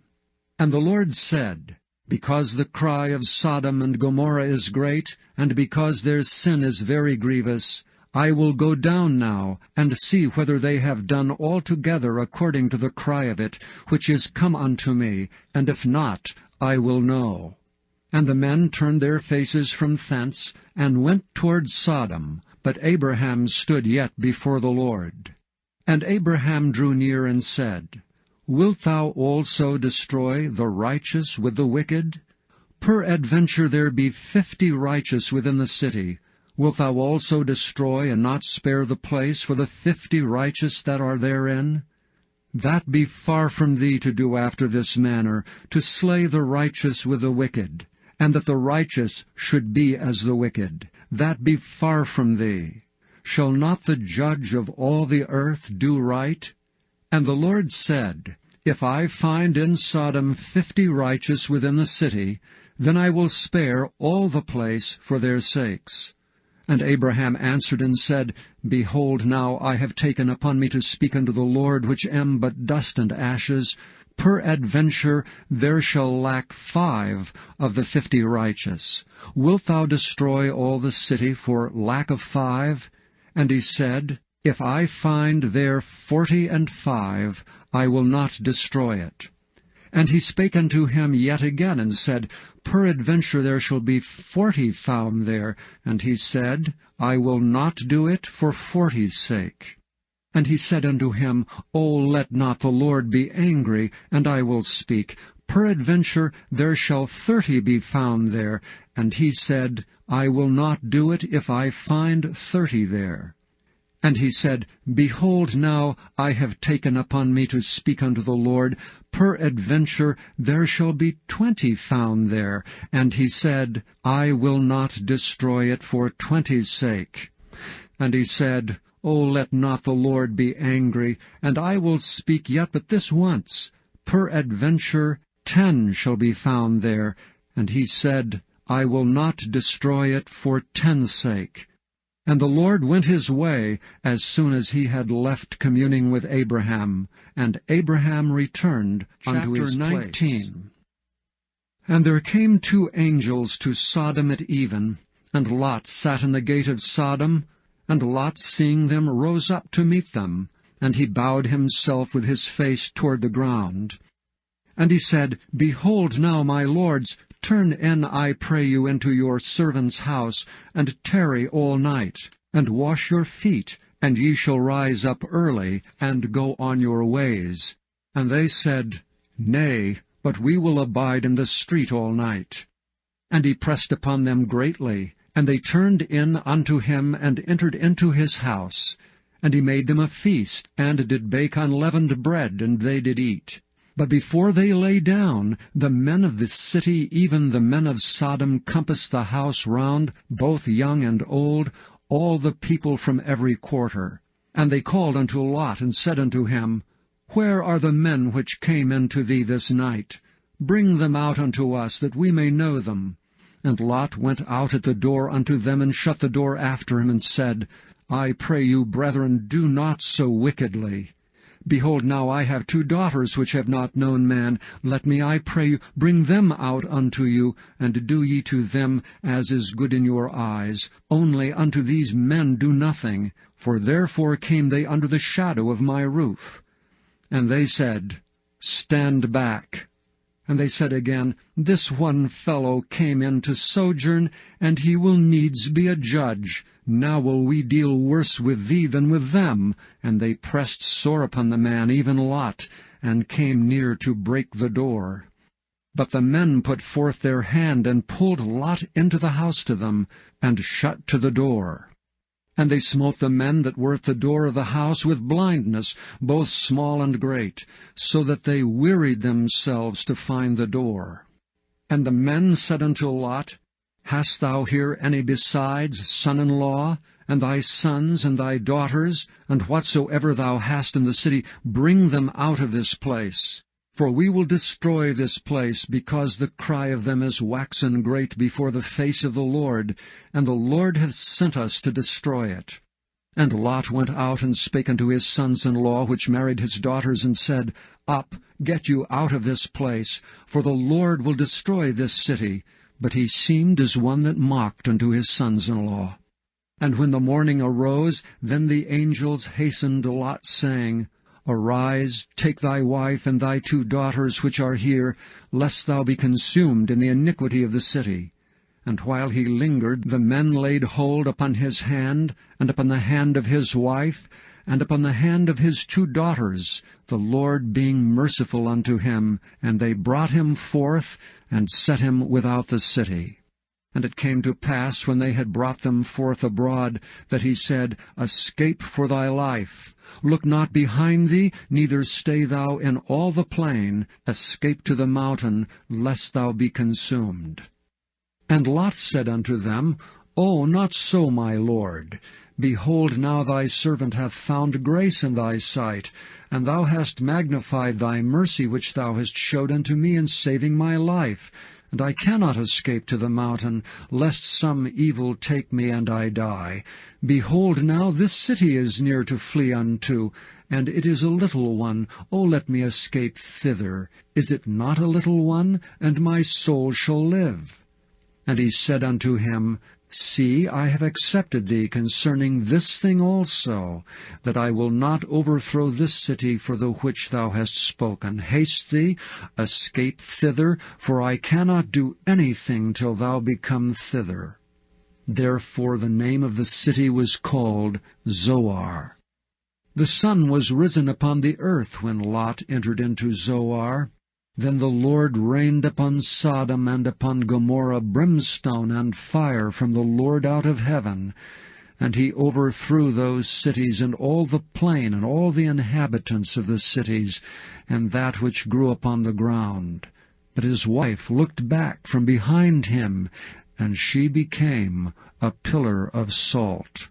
And Abraham gat up early in the morning to the place where he stood before the Lord, and he looked toward Sodom and Gomorrah, and toward all the land of the plain, and beheld, and lo, the smoke of the country went up as the smoke of a furnace. And it came to pass, when God destroyed the cities of the plain, that God remembered Abraham, and sent Lot out of the midst of the overthrow, when he overthrew the cities in the which Lot dwelt. And Lot went up out of Zoar, and dwelt in the mountain, and his 2 daughters with him. For he feared to dwell in Zoar, and he dwelt in a cave, he and his 2 daughters. And the firstborn said unto the younger, Our father is old, and there is not a man in the earth to come in unto us after the manner of all the earth. Come, let us make our father drink wine, and we will lie with him, that we may preserve seed of our father. And they made their father drink wine that night, and the firstborn went in and lay with her father, and he perceived not when she lay down, nor when she arose. And it came to pass on the morrow, that the firstborn said unto the younger, Behold, I lay yesternight with my father, let us make him drink wine this night also, and go thou in and lie with him, that we may preserve seed of our father. And they made their father drink wine that night also, and the younger arose and lay with him, and he perceived not when she lay down, nor when she arose. Thus were both the daughters of Lot with child by their father. And the firstborn bare a son, and called his name Moab. The same is the father of the Moabites unto this day. And the younger she also bare a son, and called his name Ben-Ammi. The same is the father of the children of Ammon unto this day. And Abraham journeyed from thence toward the south country, and dwelled between Kadesh and Shur, and sojourned in Gerar. And Abraham said of Sarah his wife, She is my sister. And Abimelech king of Gerar sent and took Sarah. But God came to Abimelech in a dream by night, and said to him, Behold, thou art but a dead man for the woman which thou hast taken, for she is a man's wife. But Abimelech had not come near her, and he said, Lord, wilt thou slay also a righteous nation? Said he not unto me, She is my sister? And she, even she herself, said, He is my brother. In the integrity of my heart and innocency of my hands have I done this. And God said unto him in a dream, Yea, I know that thou didst this in the integrity of thy heart. For I also withheld thee from sinning against me. Therefore suffered I thee not to touch her. Now therefore restore the man his wife, for he is a prophet, and he shall pray for thee, and thou shalt live. And if thou restore her not, know that thou shalt surely die, thou and all that are thine. Therefore Abimelech rose early in the morning, and called all his servants, and told all these things in their ears, and the men were sore afraid. Then Abimelech called Abraham, and said unto him, What hast thou done unto us? And what have I offended thee, that thou hast brought on me, and on my kingdom, a great sin? Thou hast done deeds unto me that ought not to be done. And Abimelech said unto Abraham, What sawest thou that thou hast done this thing? And Abraham said, Because I thought, surely the fear of God is not in this place, and they will slay me for my wife's sake. And yet indeed she is my sister. She is the daughter of my father, but not the daughter of my mother, and she became my wife. And it came to pass, when God caused me to wander from my father's house, that I said unto her, This is thy kindness which thou shalt show unto me. At every place whither we shall come, say of me, He is my brother. And Abimelech took sheep and oxen, and men servants and women servants, and gave them unto Abraham, and restored him Sarah his wife. And Abimelech said, Behold, my land is before thee, dwell where it pleaseth thee. And unto Sarah he said, Behold, I have given thy brother 1,000 pieces of silver. Behold, he is to thee a covering of the eyes unto all that are with thee, and with all other. Thus she was reproved. So Abraham prayed unto God, and God healed Abimelech and his wife and his maidservants, and they bare children. For the Lord had fast closed up all the wombs of the house of Abimelech, because of Sarah, Abraham's Chapter wife. 21. And the Lord visited Sarah as he had said, and the Lord did unto Sarah as he had spoken. For Sarah conceived, and bare Abraham a son in his old age, at the set time of which God had spoken to him. And Abraham called the name of his son that was born unto him, whom Sarah bare to him, Isaac. And Abraham circumcised his son Isaac, being 8 days old, as God had commanded him. And Abraham was 100 years old when his son Isaac was born unto him. And Sarah said, God hath made me laugh, so that all that hear will laugh with me. And she said, Who would have said unto Abraham that Sarah should have given children suck? For I have borne him a son in his old age. And the child grew and was weaned, and Abraham made a great feast the same day that Isaac was weaned. And Sarah saw the son of Hagar the Egyptian, which she had borne unto Abraham, mocking. Wherefore she said unto Abraham, Cast out this bondwoman and her son, for the son of this bondwoman shall not be heir with my son, even with Isaac.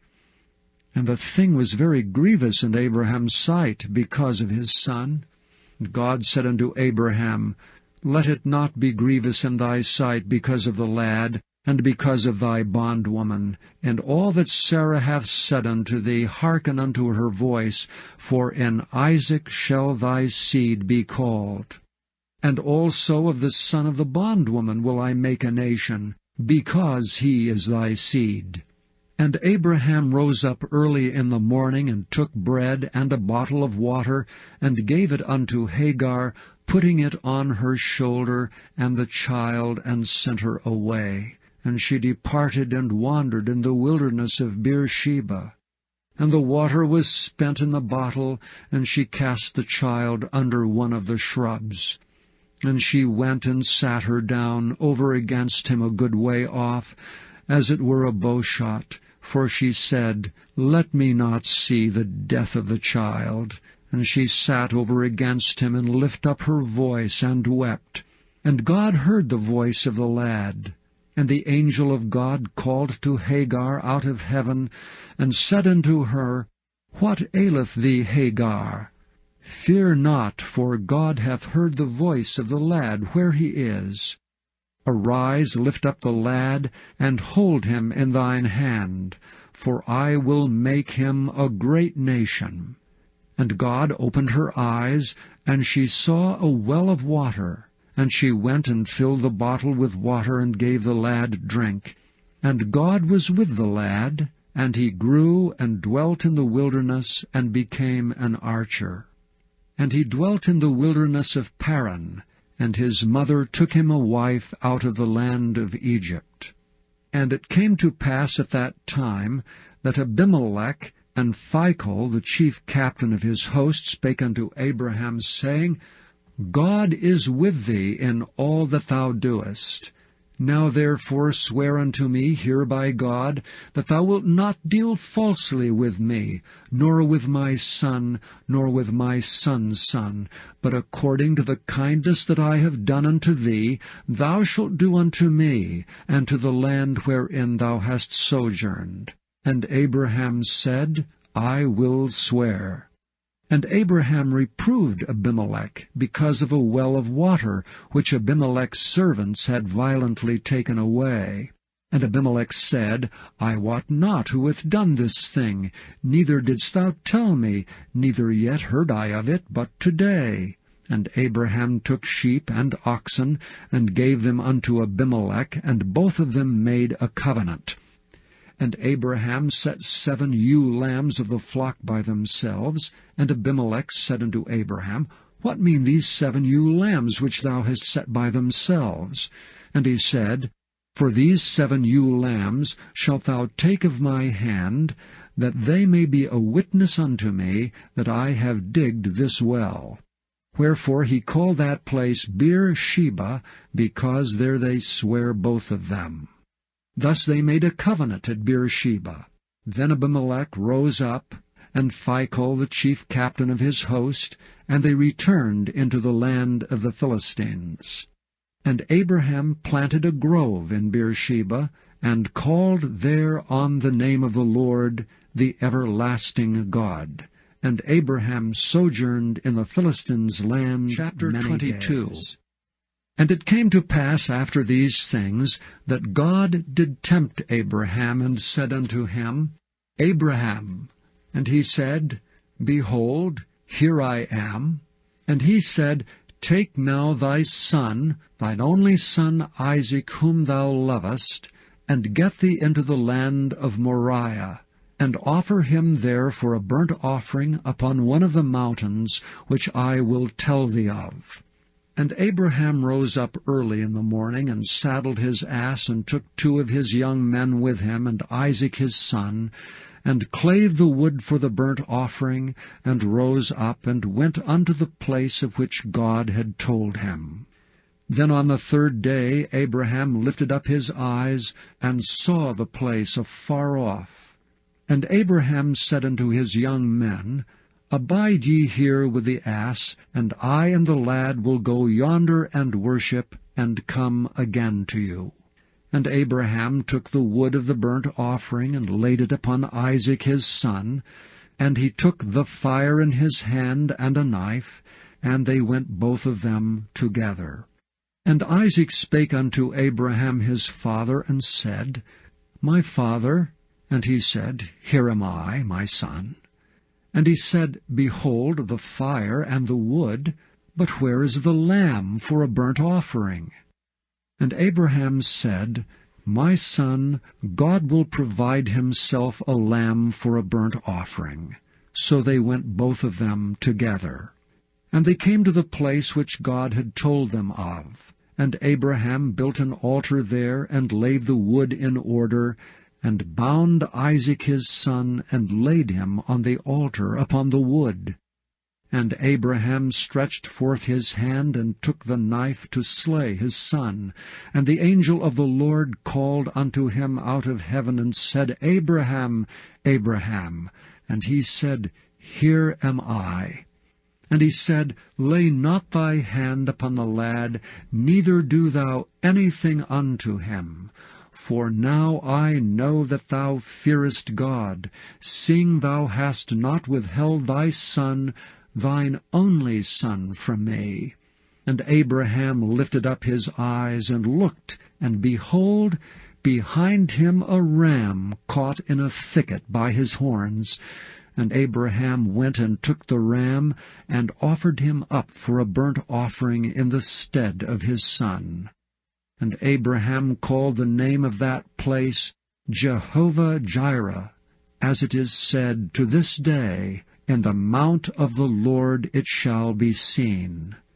And the angel of the Lord called unto Abraham out of heaven the 2nd time, and said, By myself have I sworn, saith the Lord, for because thou hast done this thing, and hast not withheld thy son, thine only son, that in blessing I will bless thee, and in multiplying I will multiply thy seed as the stars of the heaven, and as the sand which is upon the seashore. And thy seed shall possess the gate of his enemies, and in thy seed shall all the nations of the earth be blessed, because thou hast obeyed my voice.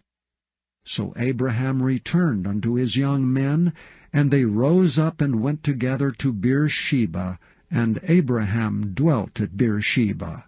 And it came to pass after these things, that it was told Abraham, saying, Behold, Milcah, she hath also borne children unto thy brother Nahor, Huz his firstborn, and Buz his brother, and Kemuel the father of Aram, and Chesed, and Hazo, and Fildash, and Jidlap, and Bethuel.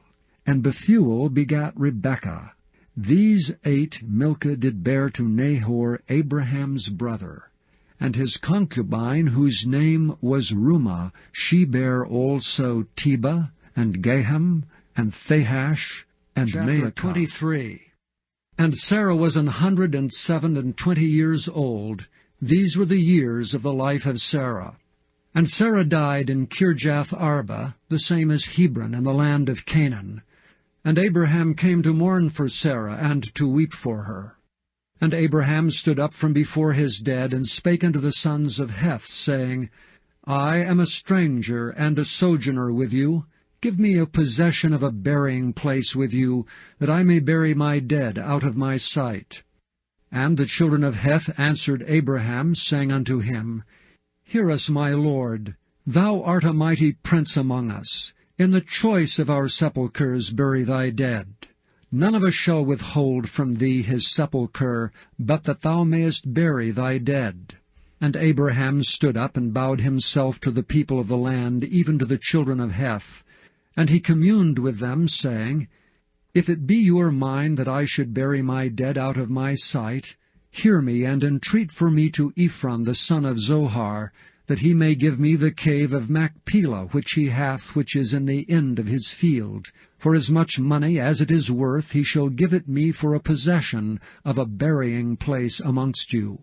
And Ephron dwelt among the people of Heth, and Ephron the Hittite answered Abraham in the audience of the children of Heth, even of all that went in at the gate of his city, saying, Nay, my lord, hear me. The field I give thee, and the cave that is therein I give it thee. In the presence of the sons of my people give I it thee. Bury thy dead. And Abraham bowed down himself before the people of the land. And he spake unto Ephron in the audience of the people of the land, saying, But if thou wilt give it, I pray thee, hear me. I will give thee money for the field. Take it of me, and I will bury my dead there. And Ephron answered Abraham, saying unto him, My lord, hearken unto me. The land is worth 400 shekels of silver. What is that betwixt me and thee? Bury therefore thy dead. And Abraham hearkened unto Ephron. And Abraham weighed to Ephron the silver which he had named in the audience of the sons of Heth, 400 shekels of silver, current money with the merchant. And the field of Ephron, which was in Machpelah, which was before Mamre, the field and the cave which was therein, and all the trees that were in the field, that were in all the borders round about, were made sure unto Abraham for a possession in the presence of the children of Heth, before all that went in at the gate of his city. And after this Abraham buried Sarah his wife in the cave of the field of Machpelah, before Mamre, the same as Hebron in the land of Canaan. And the field and the cave that is therein were made sure unto Abraham for a possession of a burying place by the sons 24. Of Heth. And Abraham was old and well stricken in age, and the Lord had blessed Abraham in all things.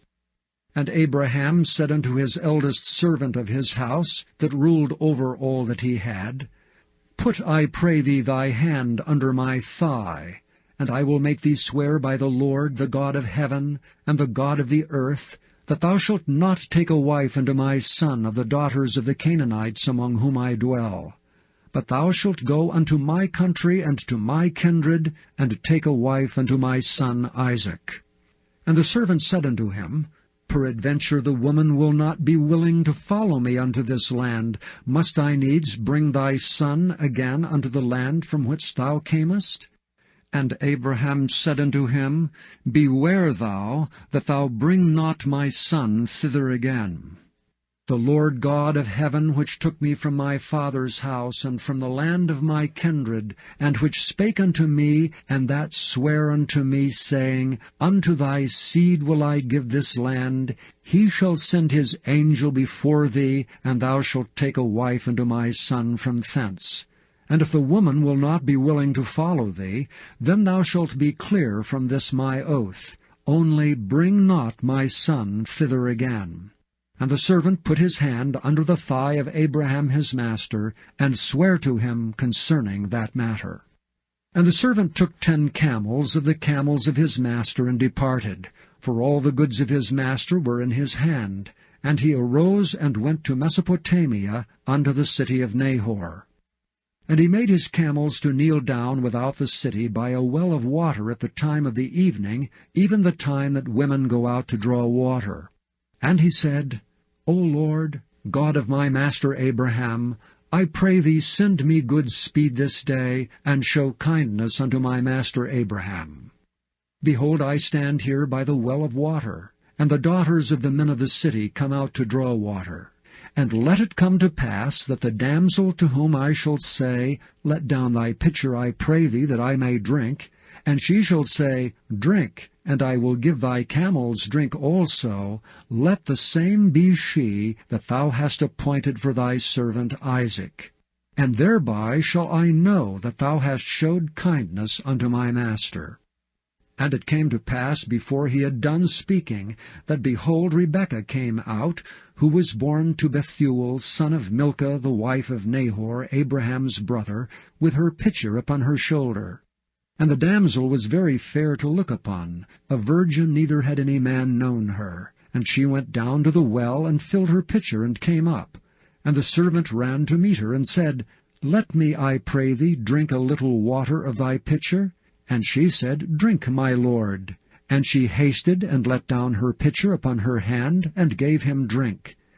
And when she had done giving him drink, she said, I will draw water for thy camels also, until they have done drinking.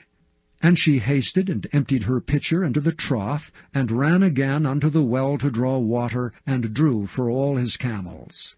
And the man, wondering at her, held his peace, to wit whether the Lord had made his journey prosperous or not. And it came to pass, as the camels had done drinking, that the man took a golden earring of half a shekel weight, and 2 bracelets for her hands of 10 shekels weight of gold, and said, Whose daughter art thou? Tell me, I pray thee. Is there room in thy father's house for us to lodge in? And she said unto him, I am the daughter of Bethuel, son of Milcah, which she bare unto Nahor. She said moreover unto him, We have both straw and provender enough, and room to lodge in. And the man bowed down his head, and worshipped the Lord. And he said, Blessed be the Lord God of my master Abraham, who hath not left destitute my master of his mercy and his truth. I being in the way, the Lord led me to the house of my master's brethren. And the damsel ran and told them of her mother's house these things. And Rebekah had a brother, and his name was Laban. And Laban ran out unto the man unto the well. And it came to pass, when he saw the earring and bracelets upon his sister's hands, and when he heard the words of Rebekah his sister, saying, Thus spake the man unto me, that he came unto the man, and behold, he stood by the camels at the well. And he said, Come in, thou blessed of the Lord. Wherefore standest thou without? For I have prepared the house and the room for the camels. And the man came into the house, and he ungirded his camels, and gave straw and provender for the camels, and water to wash his feet, and the men's feet that were with him. And there was set meat before him to eat, but he said, I will not eat until I have told mine errand. And he said, Speak on. And he said, I am Abraham's servant. And the Lord hath blessed my master greatly, and he is become great, and he hath given him flocks and herds, and silver and gold, and men-servants and maidservants, and camels and asses. And Sarah my master's wife bare a son to my master when she was old, and unto him hath he given all that he hath. And my master made me swear, saying, Thou shalt not take a wife to my son of the daughters of the Canaanites, in whose land I dwell, but thou shalt go unto my father's house, and to my kindred, and take a wife unto my son. And I said unto my master, Peradventure the woman will not follow me. And he said unto me, The Lord before whom I walk will send his angel with thee, and prosper thy way. And thou shalt take a wife for my son of my kindred and of my father's house. Then shalt thou be clear from this my oath when thou comest to my kindred, and if they give not thee one, thou shalt be clear from my oath. And I came this day unto the well, and said, O Lord God of my master Abraham, if now thou do prosper my way which I go, behold, I stand by the well of water. And it shall come to pass that when the virgin cometh forth to draw water, and I say to her, Give me, I pray thee, a little water of thy pitcher to drink, and she say to me, Both drink thou, and I will also draw for thy camels, let the same be the woman whom the Lord hath appointed out for my master's son. And before I had done speaking in mine heart, behold, Rebekah came forth with her pitcher on her shoulder, and she went down unto the well, and drew water. And I said unto her, Let me drink, I pray thee. And she made haste, and let down her pitcher from her shoulder, and said, Drink, and I will give thy camels drink also. So I drank, and she made the camels drink also. And I asked her, and said, Whose daughter art thou? And she said, The daughter of Bethuel, Nahor's son, whom Milcah bare unto him. And I put the earring upon her face, and the bracelets upon her hands. And I bowed down my head, and worshipped the Lord, and blessed the Lord God of my master Abraham, which had led me in the right way to take my master's brother's daughter unto his son. And now if ye will deal kindly and truly with my master, tell me, and if not, tell me, that I may turn to the right hand or to the left. Then Laban and Bethuel answered and said, The thing proceedeth from the Lord. We cannot speak unto thee bad or good. Behold, Rebekah is before thee. Take her and go, and let her be thy master's son's wife, as the Lord hath spoken. And it came to pass that when Abraham's servant heard their words, he worshipped the Lord, bowing himself to the earth. And the servant brought forth jewels of silver and jewels of gold and raiment, and gave them to Rebekah. He gave also to her brother and to her mother precious things. And they did eat and drink, he and the men that were with him, and tarried all night. And they rose up in the morning, and he said, Send me away unto my master. And her brother and her mother said, Let the damsel abide with us a few days, at the least 10. After that she shall go.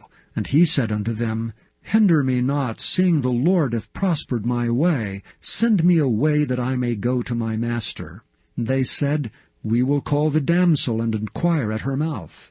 And they called Rebekah, and said unto her, Wilt thou go with this man? And she said, I will go.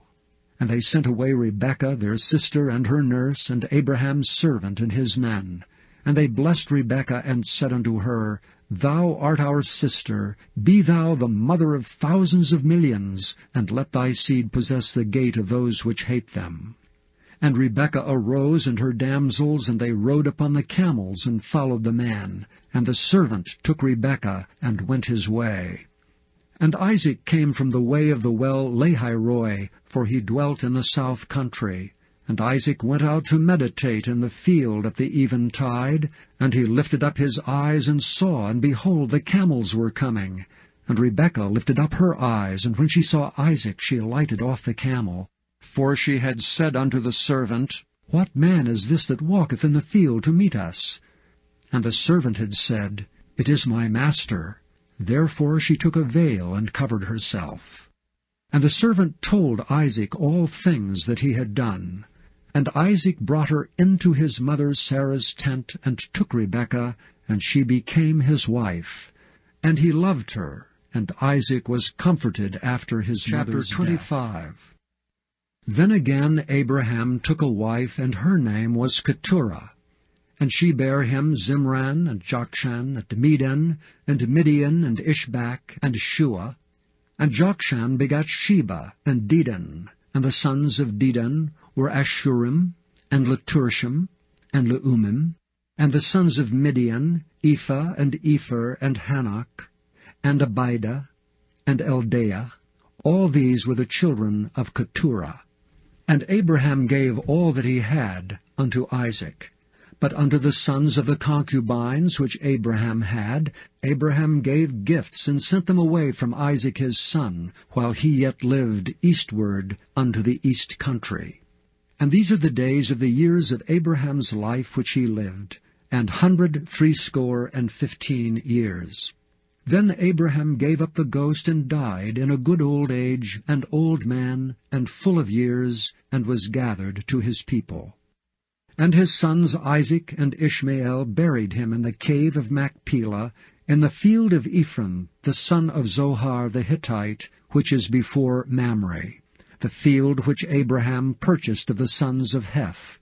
There was Abraham buried, and Sarah his wife.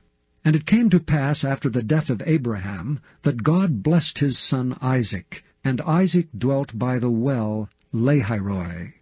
Now these are the generations of Ishmael, Abraham's son, whom Hagar the Egyptian, Sarah's handmaid, bare unto Abraham. And these are the names of the sons of Ishmael, by their names according to their generations.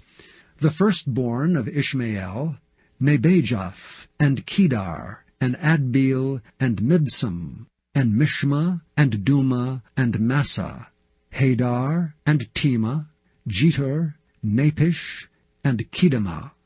These are the sons of Ishmael, and these are their names, by their towns, and by their castles, 12 princes according to their nations. And these are the years of the life of Ishmael, 137 years, and he gave up the ghost and died, and was gathered unto his people.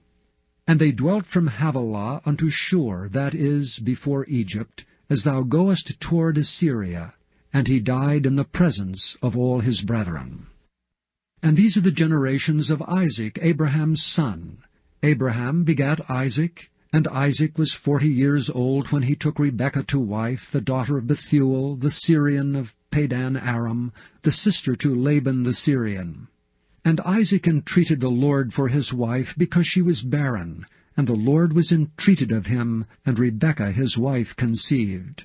And the children struggled together within her, and she said, If it be so, why am I thus? And she went to enquire of the Lord. And the Lord said unto her, 2 nations are in thy womb, and 2 manner of people shall be separated from thy bowels, and the one people shall be stronger than the other people, and the elder shall serve the younger. And when her days to be delivered were fulfilled, behold, there were twins in her womb. And the first came out red all over like an hairy garment. And they called his name Esau. And after that came his brother out, and his hand took hold on Esau's heel, and his name was called Jacob. And Isaac was 80 years old when she bare them. And the boys grew, and Esau was a cunning hunter, a man of the field, and Jacob was a plain man dwelling in tents. And Isaac loved Esau, because he did eat of his venison, but Rebekah loved Jacob. And Jacob sawed pottage, and Esau came from the field, and he was faint. And Esau said to Jacob, Feed me, I pray thee, with that same red pottage, for I am faint. Therefore was his name called Edom. And Jacob said, Sell me this day thy birthright. And Esau said, Behold, I am at the point to die, and what profit shall this birthright do to me? And Jacob said, Swear to me this day. And he sware unto him, and he sold his birthright unto Jacob. Then Jacob gave Esau bread and pottage of lentils, and he did eat and drink, and rose up and went his way. Thus Esau despised his birthright. Chapter 26. And there was a famine in the land, beside the first famine that was in the days of Abraham. And Isaac went unto Abimelech, king of the Philistines, unto Gerar. And the Lord appeared unto him and said, Go not down into Egypt. Dwell in the land which I shall tell thee of. Sojourn in this land, and I will be with thee, and will bless thee. For unto thee and unto thy seed I will give all these countries, and I will perform the oath which I swear unto Abraham thy father. And I will make thy seed to multiply as the stars of heaven, and will give unto thy seed all these countries, and in thy seed shall all the nations of the earth be blessed, because that Abraham obeyed my voice and kept my charge, my commandments, my statutes, and my laws. And Isaac dwelt in Gerar. And the men of the place asked him of his wife, and he said, She is my sister, for he feared to say, She is my wife, lest, said he, the men of the place should kill me for Rebekah, because she was fair to look upon. It came to pass, when he had been there a long time, that Abimelech, king of the Philistines, looked out at a window, and saw, and behold, Isaac was sporting with Rebekah his wife. And Abimelech called Isaac, and said, Behold, of a surety she is thy wife. And how saidst thou, She is my sister? And Isaac said unto him, Because I said, Lest I die for her. And Abimelech said, What is this thou hast done unto us? One of the people might lightly have lain with thy wife, and thou shouldst have brought guiltiness upon us. And Abimelech charged all his people, saying, He that toucheth this man or his wife shall surely be put to death. Then Isaac sowed in that land, and received in the same year 100-fold, and the Lord blessed him. And the man waxed great, and went forward, and grew until he became very great. For he had possession of flocks, and possession of herds, and great store of servants, and the Philistines envied him. For all the wells which his father's servants had digged in the days of Abraham his father, the Philistines had stopped them, and filled them with earth. And Abimelech said unto Isaac, Go from us, for thou art much mightier than we. And Isaac departed thence, and pitched his tent in the valley of Gerar, and dwelt there. And Isaac digged again the wells of water, which they had digged in the days of Abraham his father, for the Philistines had stopped them after the death of Abraham. And he called their names after the names by which his father had called them. And Isaac's servants digged in the valley, and found there a well of springing water. And the herdmen of Gerar did strive with Isaac's herdmen, saying, The water is ours. And he called the name of the well Esek, because they strove with him. And they digged another well, and strove for that also, and he called the name of it Sitnah. And he removed from thence, and digged another well, and for that they strove not, and he called the name of it Rehoboth. And he said, For now the Lord hath made room for us, and we shall be fruitful in the land. And he went up from thence to Beersheba. And the Lord appeared unto him the same night, and said, I am the God of Abraham thy father. Fear not, for I am with thee, and will bless thee, and multiply thy seed for my servant Abraham's sake. And he builded an altar there, and called upon the name of the Lord, and pitched his tent there, and there Isaac's servants digged a well. Then Abimelech went to him from Gerar, and Ahuzeth, one of his friends, and Phicol, the chief captain of his army. And Isaac said unto them, Wherefore come ye to me, seeing ye hate me, and have sent me away from you? And they said, We saw certainly that the Lord was with thee. And we said, Let there be now an oath betwixt us, even betwixt us and thee, and let us make a covenant with thee, that thou wilt do us no hurt, as we have not touched thee, and as we have done unto thee nothing but good, and have sent thee away in peace. Thou art now the blessed of the Lord. And he made them a feast, and they did eat and drink. And they rose up betimes in the morning, and sware one to another, and Isaac sent them away, and they departed from him in peace. And it came to pass the same day that Isaac's servants came, and told him concerning the well which they had digged, and said unto him, We have found water. And he called it Sheba. Therefore the name of the city is Beersheba unto this day. And Esau was 40 years old when he took to wife Judith the daughter of Beri the Hittite, and Bashemath the daughter of Elon the Hittite, which were a grief of mind unto Isaac. And chapter 27. And it came to pass that when Isaac was old, and his eyes were dim so that he could not see, He called Esau his eldest son, and said unto him, My son? And he said unto him, Behold, here am I. And he said, Behold, now I am old, I know not the day of my death. Now therefore take, I pray thee, thy weapons, thy quiver, and thy bow, and go out to the field, and take me some venison, and make me savory meat such as I love, and bring it to me, that I may eat, that my soul may bless thee before I die. And Rebekah heard when Isaac spake to Esau his son, and Esau went to the field to hunt for venison, and to bring it. And Rebekah spake unto Jacob her son, saying, Behold, I heard thy father speak unto Esau thy brother, saying, Bring me venison, and make me savory meat, that I may eat and bless thee before the Lord before my death. Now therefore, my son, obey my voice according to that which I command thee.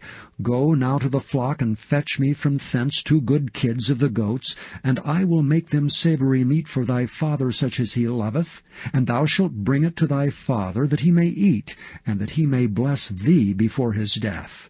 And Jacob said to Rebekah his mother, Behold, Esau my brother is a hairy man, and I am a smooth man. My father peradventure will feel me, and I shall seem to him as a deceiver, and I shall bring a curse upon me, and not a blessing.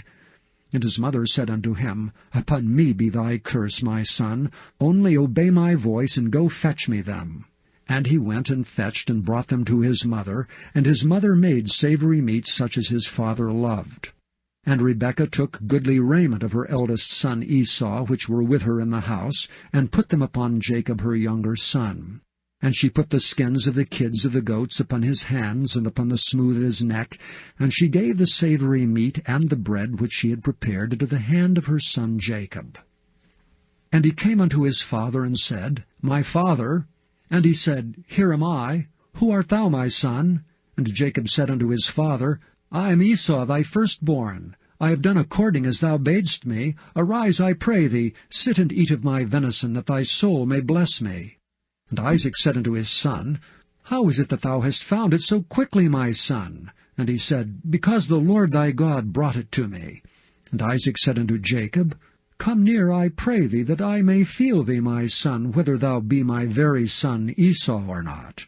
And Jacob went near unto Isaac his father, and he felt him, and said, The voice is Jacob's voice, but the hands are the hands of Esau.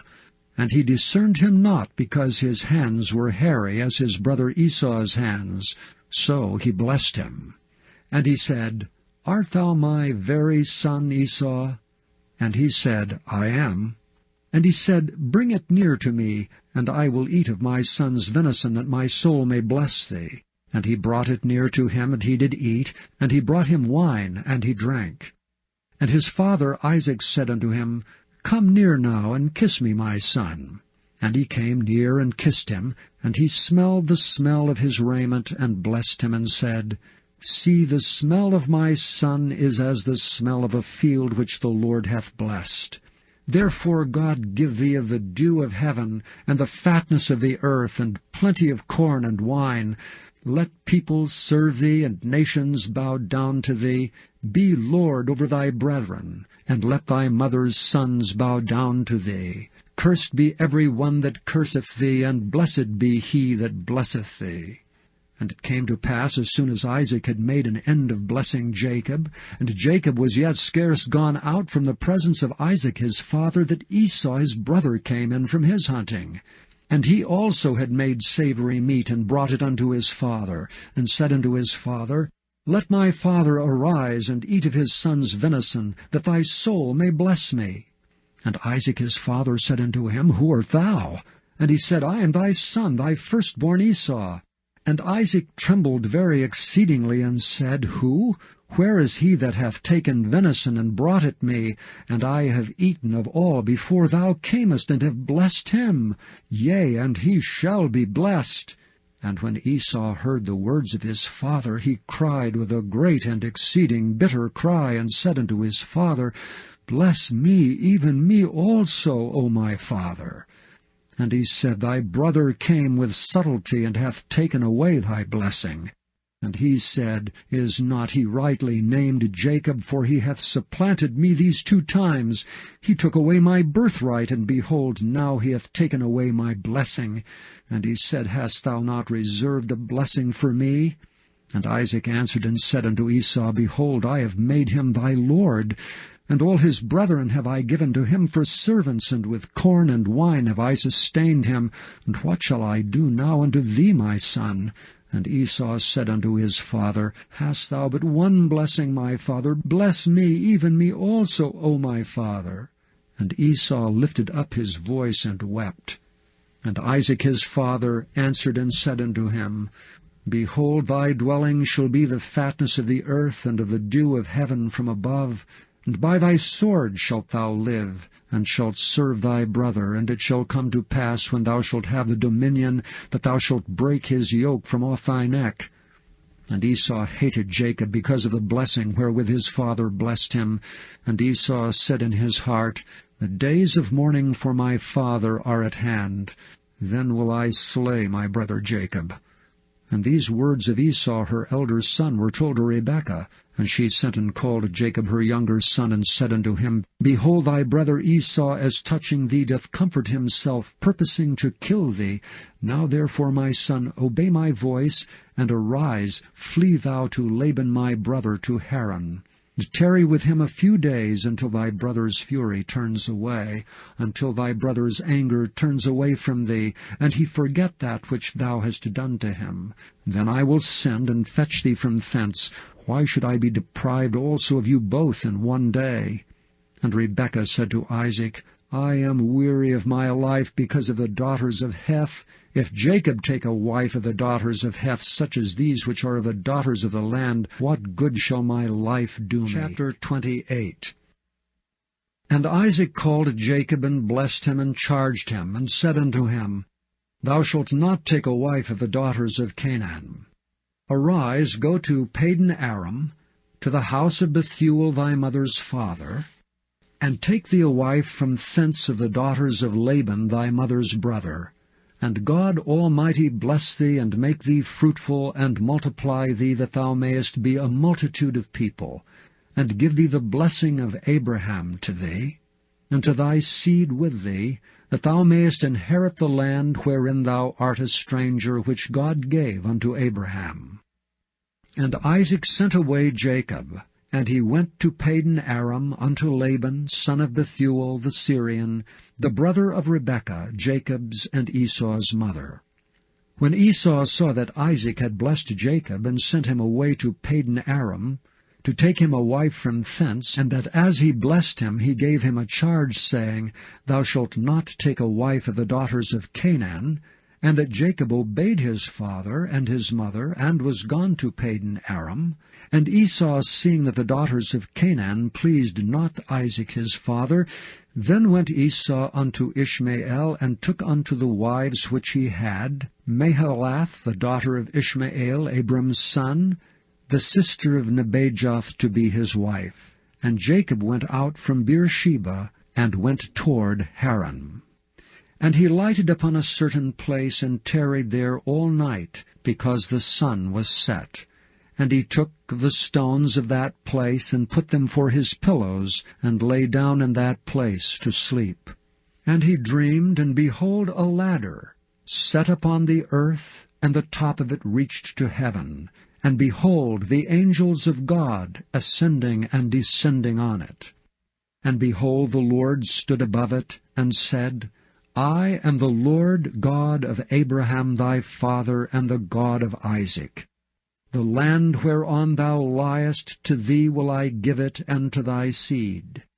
And thy seed shall be as the dust of the earth, and thou shalt spread abroad to the west and to the east, and to the north and to the south. And in thee and in thy seed shall all the families of the earth be blessed. And behold, I am with thee, and will keep thee in all places whither thou goest, and will bring thee again unto this land.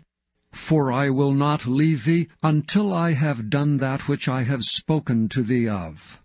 And Jacob awakened out of his sleep, and he said, Surely the Lord is in this place, and I knew it not.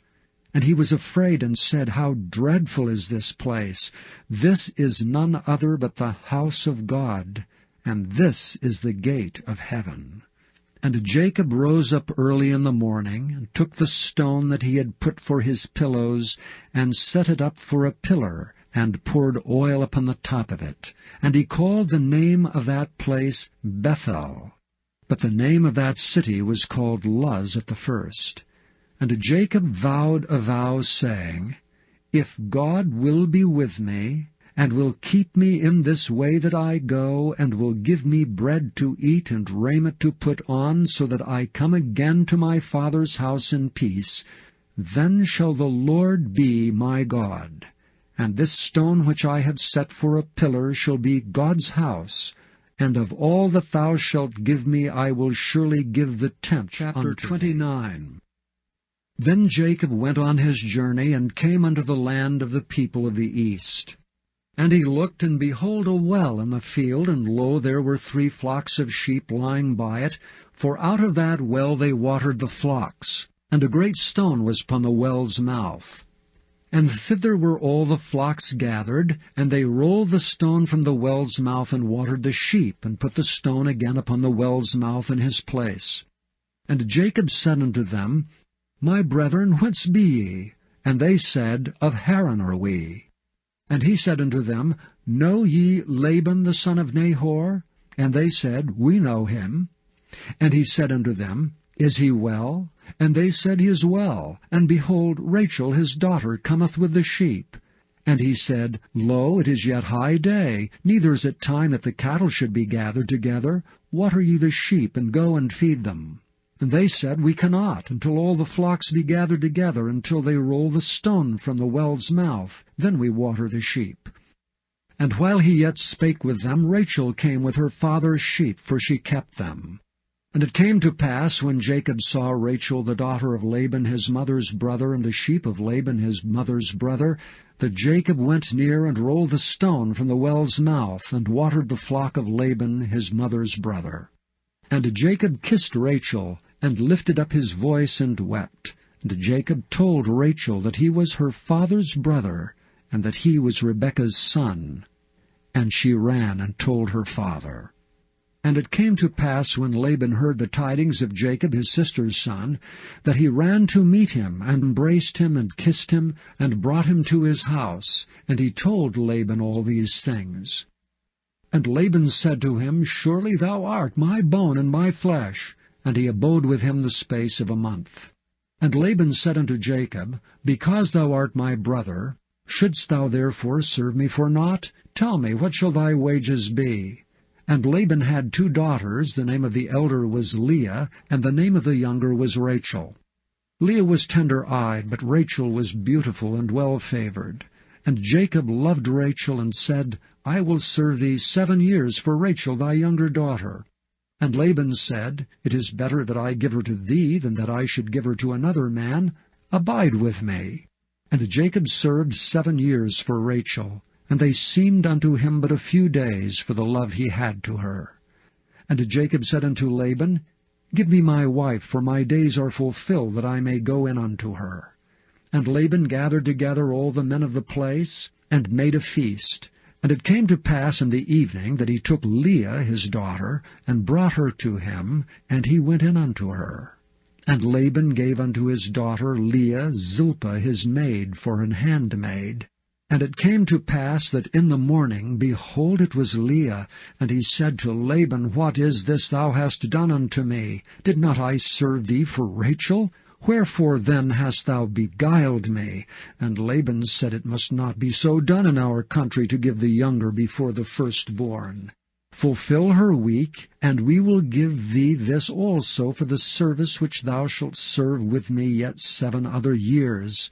And Jacob did so, and fulfilled her week, and he gave him Rachel his daughter to wife also.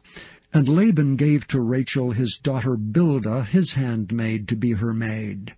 And he went in also unto Rachel, and he loved also Rachel more than Leah, and served with him yet 7 other years. And when the Lord saw that Leah was hated, he opened her womb, but Rachel was barren. And Leah conceived and bare a son, and she called his name Reuben. For she said, Surely the Lord hath looked upon my affliction. Now therefore my husband will love me. And she conceived again, and bare a son, and said, Because the Lord hath heard that I was hated, he hath therefore given me this son also. And she called his name Simeon. And she conceived again, and bare a son, and said, Now this time will my husband be joined unto me, because I have borne him 3 sons. Therefore was his name called Levi.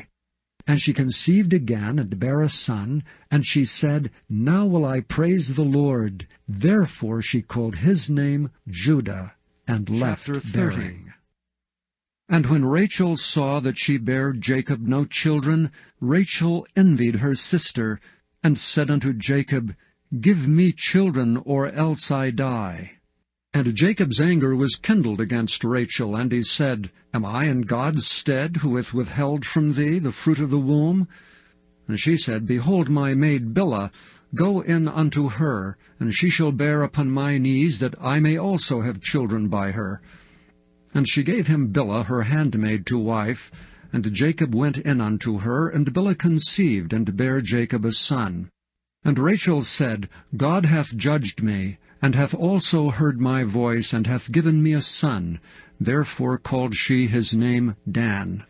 And Bilhah Rachel's maid conceived again, and bare Jacob a second son. And Rachel said, With great wrestlings have I wrestled with my sister, and I have prevailed.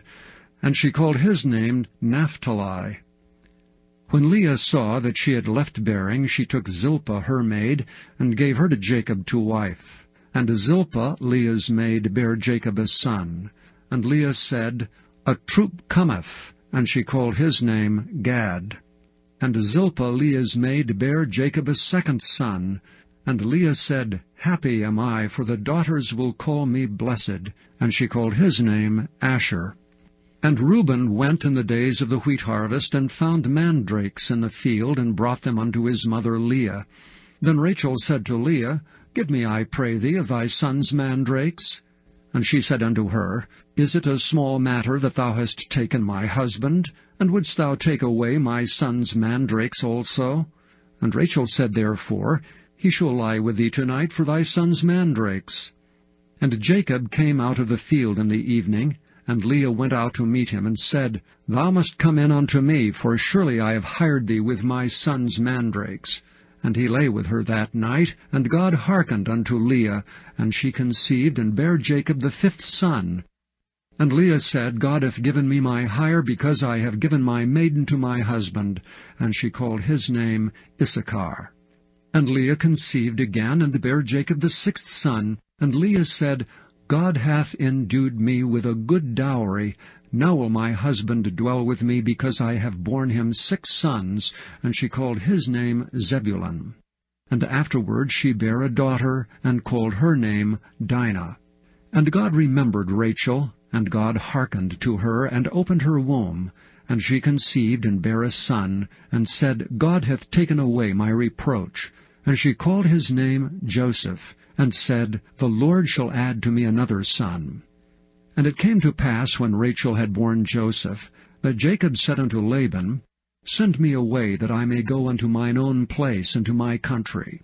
Give me my wives and my children, for whom I have served thee, and let me go. For thou knowest my service which I have done thee. And Laban said unto him, I pray thee, if I have found favor in thine eyes, tarry, for I have learned by experience that the Lord hath blessed me for thy sake. And he said, Appoint me thy wages, and I will give it. And he said unto him, Thou knowest how I have served thee, and how thy cattle was with me. For it was little which thou hadst before I came, and it is now increased unto a multitude. And the Lord hath blessed thee since my coming. And now when shall I provide for mine own house also? And he said, What shall I give thee? And Jacob said, Thou shalt not give me anything. If thou wilt do this thing for me, I will again feed and keep thy flock. I will pass through all thy flock today, removing from thence all the speckled and spotted cattle. and all the brown cattle among the sheep, and the spotted and speckled among the goats, and of such shall be my hire. So shall my righteousness answer for me in time to come, when it shall come for my hire before thy face. Every one that is not speckled and spotted among the goats, and brown among the sheep, that shall be counted stolen with me. And Laban said, Behold, I would it might be according to thy word. And he removed that day the he-goats that were ring-straked and spotted, and all the she-goats that were speckled and spotted, and every one that had some white in it, and all the brown among the sheep, and gave them into the hand of his sons. And he set 3 days' journey betwixt himself and Jacob, and Jacob fed the rest of Laban's flocks. And Jacob took him rods of green poplar, and of the hazel and chestnut tree, and pilled white strakes in them, and made the white appear which was in the rods. And he set the rods which he had pilled before the flocks in the gutters and the watering troughs when the flocks came to drink, that they should conceive when they came to drink. And the flocks conceived before the rods, and brought forth cattle ring-straked, speckled, and spotted. And Jacob did separate the lambs, and set the faces of the flocks toward the ring-straked, and all the brown in the flock of Laban. And he put his own flocks by themselves, and put them not unto Laban's cattle. And it came to pass, whensoever the stronger cattle did conceive, that Jacob laid the rods before the eyes of the cattle in the gutters, that they might conceive among the rods. And when the cattle were feeble, he put them not in, so the feebler were Laban's, and the stronger Jacob's. And the man increased exceedingly, and had much cattle, and maidservants, and menservants, and camels, and asses. Chapter 31. And he heard the words of Laban's sons, saying, Jacob hath taken away all that was our father's, and of that which was our father's hath he gotten all this glory. And Jacob beheld the countenance of Laban, and behold, it was not toward him as before. And the Lord said unto Jacob, Return unto the land of thy fathers, and to thy kindred, and I will be with thee. And Jacob sent and called Rachel and Leah to the field unto his flock. And he said unto them, I see your father's countenance, that it is not toward me as before, but the God of my father hath been with me. And ye know that with all my power have I served your father. And your father hath deceived me, and changed my wages 10 times, but God suffered him not to hurt me. If he said thus, The speckled shall be thy wages, then all the cattle bear speckled. And if he said thus, The ring-straked shall be thy hire, then bear all the cattle ring-straked. Thus God hath taken away the cattle of your father, and given them to me. And it came to pass at the time that the cattle conceived, that I lifted up mine eyes, and saw in a dream, and behold, the rams which leaped upon the cattle were string-raked, speckled, and grizzled. And the angel of God spake unto me in a dream, saying, Jacob? And I said, Here am I. And he said, Lift up now thine eyes, and see, all the rams which leap upon the cattle are ring-straked, speckled, and grizzled, for I have seen all that Laban doeth unto thee.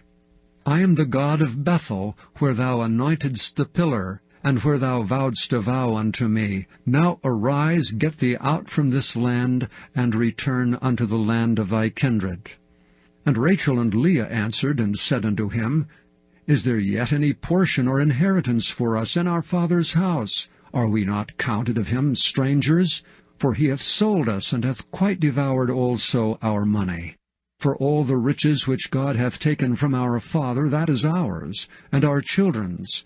Now then, whatsoever God hath said unto thee, do. Then Jacob rose up, and set his sons and his wives upon camels. And he carried away all his cattle, and all his goods which he had gotten, the cattle of his getting, which he had gotten and paid in Aram, for to go to Isaac his father in the land of Canaan. And Laban went to shear his sheep, and Rachel had stolen the images that were her father's, and Jacob stole away unawares to Laban the Syrian, in that he told him not that he fled. So he fled with all that he had. And he rose up and passed over the river, and set his face toward the Mount Gilead. And it was told Laban on the 3rd day that Jacob had fled. And he took his brethren with him, and pursued after him 7 days' journey, and they overtook him in the Mount Gilead. And God came to Laban the Syrian in a dream by night, and said unto him, Take heed that thou speak not to Jacob either good or bad. Then Laban overtook Jacob. Now Jacob had pitched his tent in the mount, and Laban with his brethren pitched in the Mount of Gilead. And Laban said to Jacob, What hast thou done, that thou hast stolen away unawares to me, and carried away my daughters, as captives taken with the sword? Wherefore didst thou flee away secretly, and steal away from me? And didst not tell me that I might have sent thee away with mirth, and with songs, and with tabret, and with harp? And hast not suffered me to kiss my sons and my daughters? Thou hast now done foolishly in so doing. It is in the power of my hand to do you hurt. But the God of your father spake unto me yesternight, saying, Take thou heed that thou speak not to Jacob either good or bad.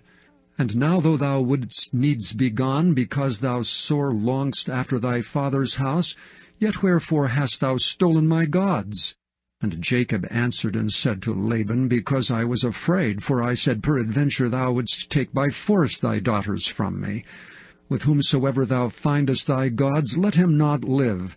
Before our brethren discern thou what is thine with me, and take it to thee. For Jacob knew not that Rachel had stolen them. And Laban went into Jacob's tent, and into Leah's tent, and into the 2 maidservants' tents, but he found them not. Then went he out of Leah's tent, and entered into Rachel's tent. Now Rachel had taken the images, and put them in the camel's furniture, and sat upon them. And Laban searched all the tent, but found them not.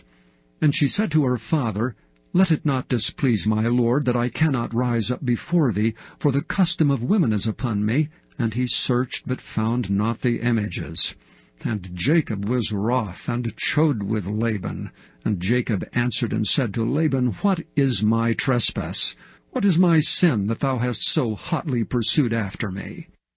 Whereas thou hast searched all my stuff, what hast thou found of all thy household stuff? Set it here before my brethren and thy brethren, that they may judge betwixt us both. This 20 years have I been with thee. Thy ewes and thy she-goats have not cast their young, and the rams of thy flock have I not eaten. That which was torn of beasts I brought not unto thee. I bear the loss of it. Of my hand didst thou require it, whether stolen by day or stolen by night. Thus I was. In the day the drought consumed me, and the frost by night, and my sleep departed from mine eyes. Thus have I been 20 years in thy house. I served thee 14 years for thy 2 daughters, and 6 years for thy cattle, and thou hast changed my wages 10 times. Except the God of my father, the God of Abraham, and the fear of Isaac had been with me, surely thou hadst sent me away now empty. God hath seen my affliction, and the labor of my hands, and rebuked thee yesternight. And Laban answered and said unto Jacob, These daughters are my daughters, and these children are my children, and these cattle are my cattle, and all that thou seest is mine, and what can I do this day unto these my daughters, or unto their children, which they have borne? Now therefore come thou, let us make a covenant, I and thou, and let it be for a witness between me and thee. And Jacob took a stone, and set it up for a pillar. And Jacob said unto his brethren, Gather stones. And they took stones, and made an heap, and they did eat there upon the heap. And Laban called it Jagar-Sedutha, but Jacob called it Gilead. And Laban said, This heap is a witness between me and thee this day. Therefore was the name of it called Gilead. And Mizpah, for he said, The Lord watch between me and thee, when we are absent one from another. If thou shalt afflict my daughters, or if thou shalt take other wives beside my daughters, no man is with us. See, God is witness betwixt me and thee. And Laban said to Jacob, Behold this heap, and behold this pillar which I have cast betwixt me and thee. This heap be witness, and this pillar be witness, that I will not pass over this heap to thee, and that thou shalt not pass over this heap and this pillar unto me for harm. The God of Abraham and the God of Nahor, the God of their father, judge betwixt us. And Jacob sware by the fear of his father Isaac. Then Jacob offered sacrifice upon the mount, and called his brethren to eat bread. And they did eat bread, and tarried all night in the mount. And early in the morning Laban rose up, and kissed his sons and his daughters, and blessed them. And Laban departed, and returned unto his place. 32. And Jacob went on his way, and the angels of God met him. And when Jacob saw them, he said, This is God's host. And he called the name of that place Mahanaim. And Jacob sent messengers before him to Esau his brother, unto the land of Seir, the country of Edom. And he commanded them, saying, Thus shall ye speak unto my lord Esau. Thy servant Jacob saith thus, I have sojourned with Laban, and stayed there until now, and I have oxen and asses, flocks and men servants, and women servants, and I have sent to tell my lord, that I may find grace in thy sight. And the messengers returned to Jacob, saying, We came to thy brother Esau, and also he cometh to meet thee, and 400 men with him. Then Jacob was greatly afraid and distressed, and he divided the people that was with him, and the flocks and herds and the camels, into 2 bands, and said, If Esau come to the one company and smite it, then the other company which is left shall escape. And Jacob said, O God of my father Abraham, and God of my father Isaac, the Lord which saidst unto me, Return unto thy country and to thy kindred, and I will deal well with thee, I am not worthy of the least of all mercies, and of all the truth which thou hast showed unto thy servant, for with my staff I passed over this Jordan, and now I am become 2 bands. Deliver me, I pray thee, from the hand of my brother, from the hand of Esau, for I fear him, lest he will come and smite me, and the mother with the children. And thou saidst, I will surely do thee good, and make thy seed as the sand of the sea, which cannot be numbered for multitude. And he lodged there that same night, and took of that which came to his hand a present for Esau his brother, 200 she-goats, and 20 he-goats, 200 ewes, and 20 rams, 30 milk camels with their colts, 40 kine, and 10 bulls, 20 she-asses, and 10 foals. And he delivered them into the hand of his servants, every drove by themselves, and said unto his servants, Pass over before me, and put a space betwixt drove and drove. And he commanded the foremost, saying, When Esau my brother meeteth thee, and asketh thee, saying, Whose art thou? And whither goest thou? And whose are these before thee? Then thou shalt say, They be thy servant Jacob's. It is a present sent unto my lord Esau. And behold, also he is behind us. And so commanded he the second and the third, and all that follow the droves, saying, On this manner shall ye speak unto Esau when ye find him. And say ye moreover, Behold, thy servant Jacob is behind us. For he said, I will appease him with the present that goeth before me, and afterward I will see his face, peradventure he will accept of me. So went the present over before him, and himself lodged that night in the company. And he rose up that night, and took his 2 wives, and his 2 women servants, and his 11 sons, and passed over the ford Jabbok. And he took them, and sent them over the brook, and sent over that he had. And Jacob was left alone, and there wrestled a man with him until the breaking of the day. And when he saw that he prevailed not against him, he touched the hollow of his thigh, and the hollow of Jacob's thigh was out of joint as he wrestled with him. And he said, Let me go, for the day breaketh. And he said, I will not let thee go, except thou bless me. And he said unto him, What is thy name?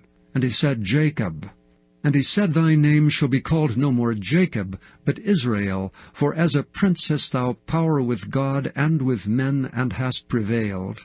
And Jacob asked him, and said, Tell me, I pray thee, thy name. And he said, Wherefore is it that thou dost ask after my name?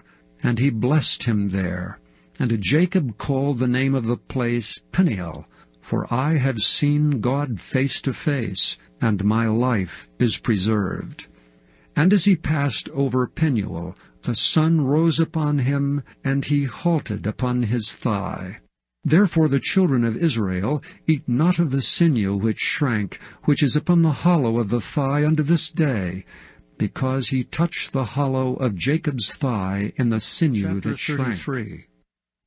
And Jacob lifted up his eyes and looked, and behold, Esau came, and with him 400 men.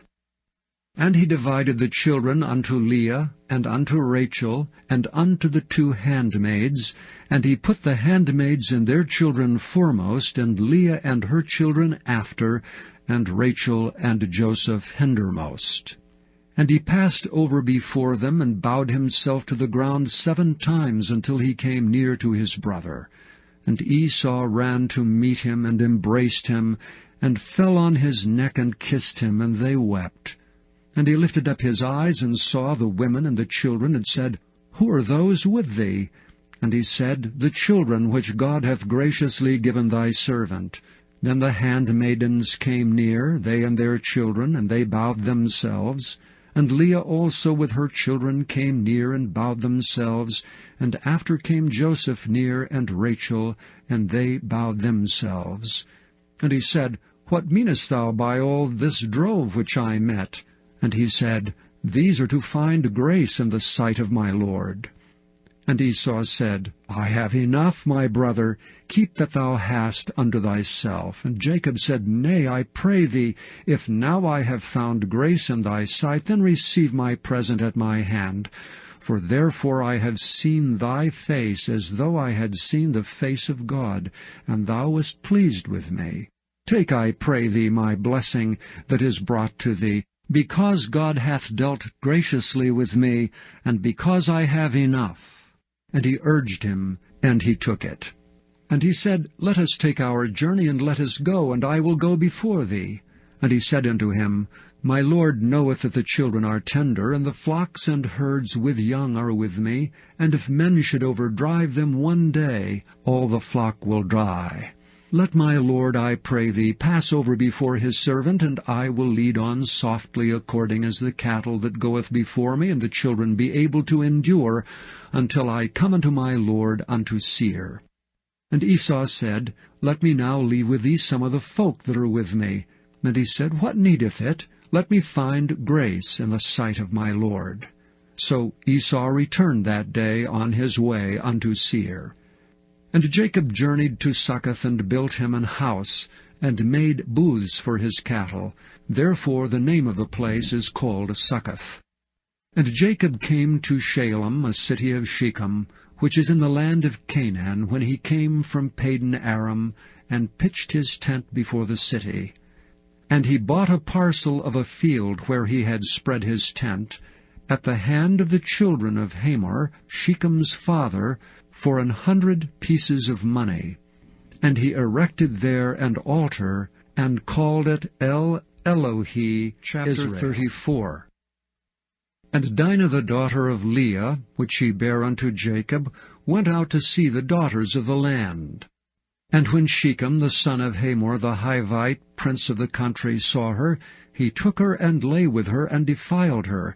And his soul clave unto Dinah the daughter of Jacob, and he loved the damsel, and spake kindly unto the damsel. And Shechem spake unto his father Hamor, saying, Get me this damsel to wife.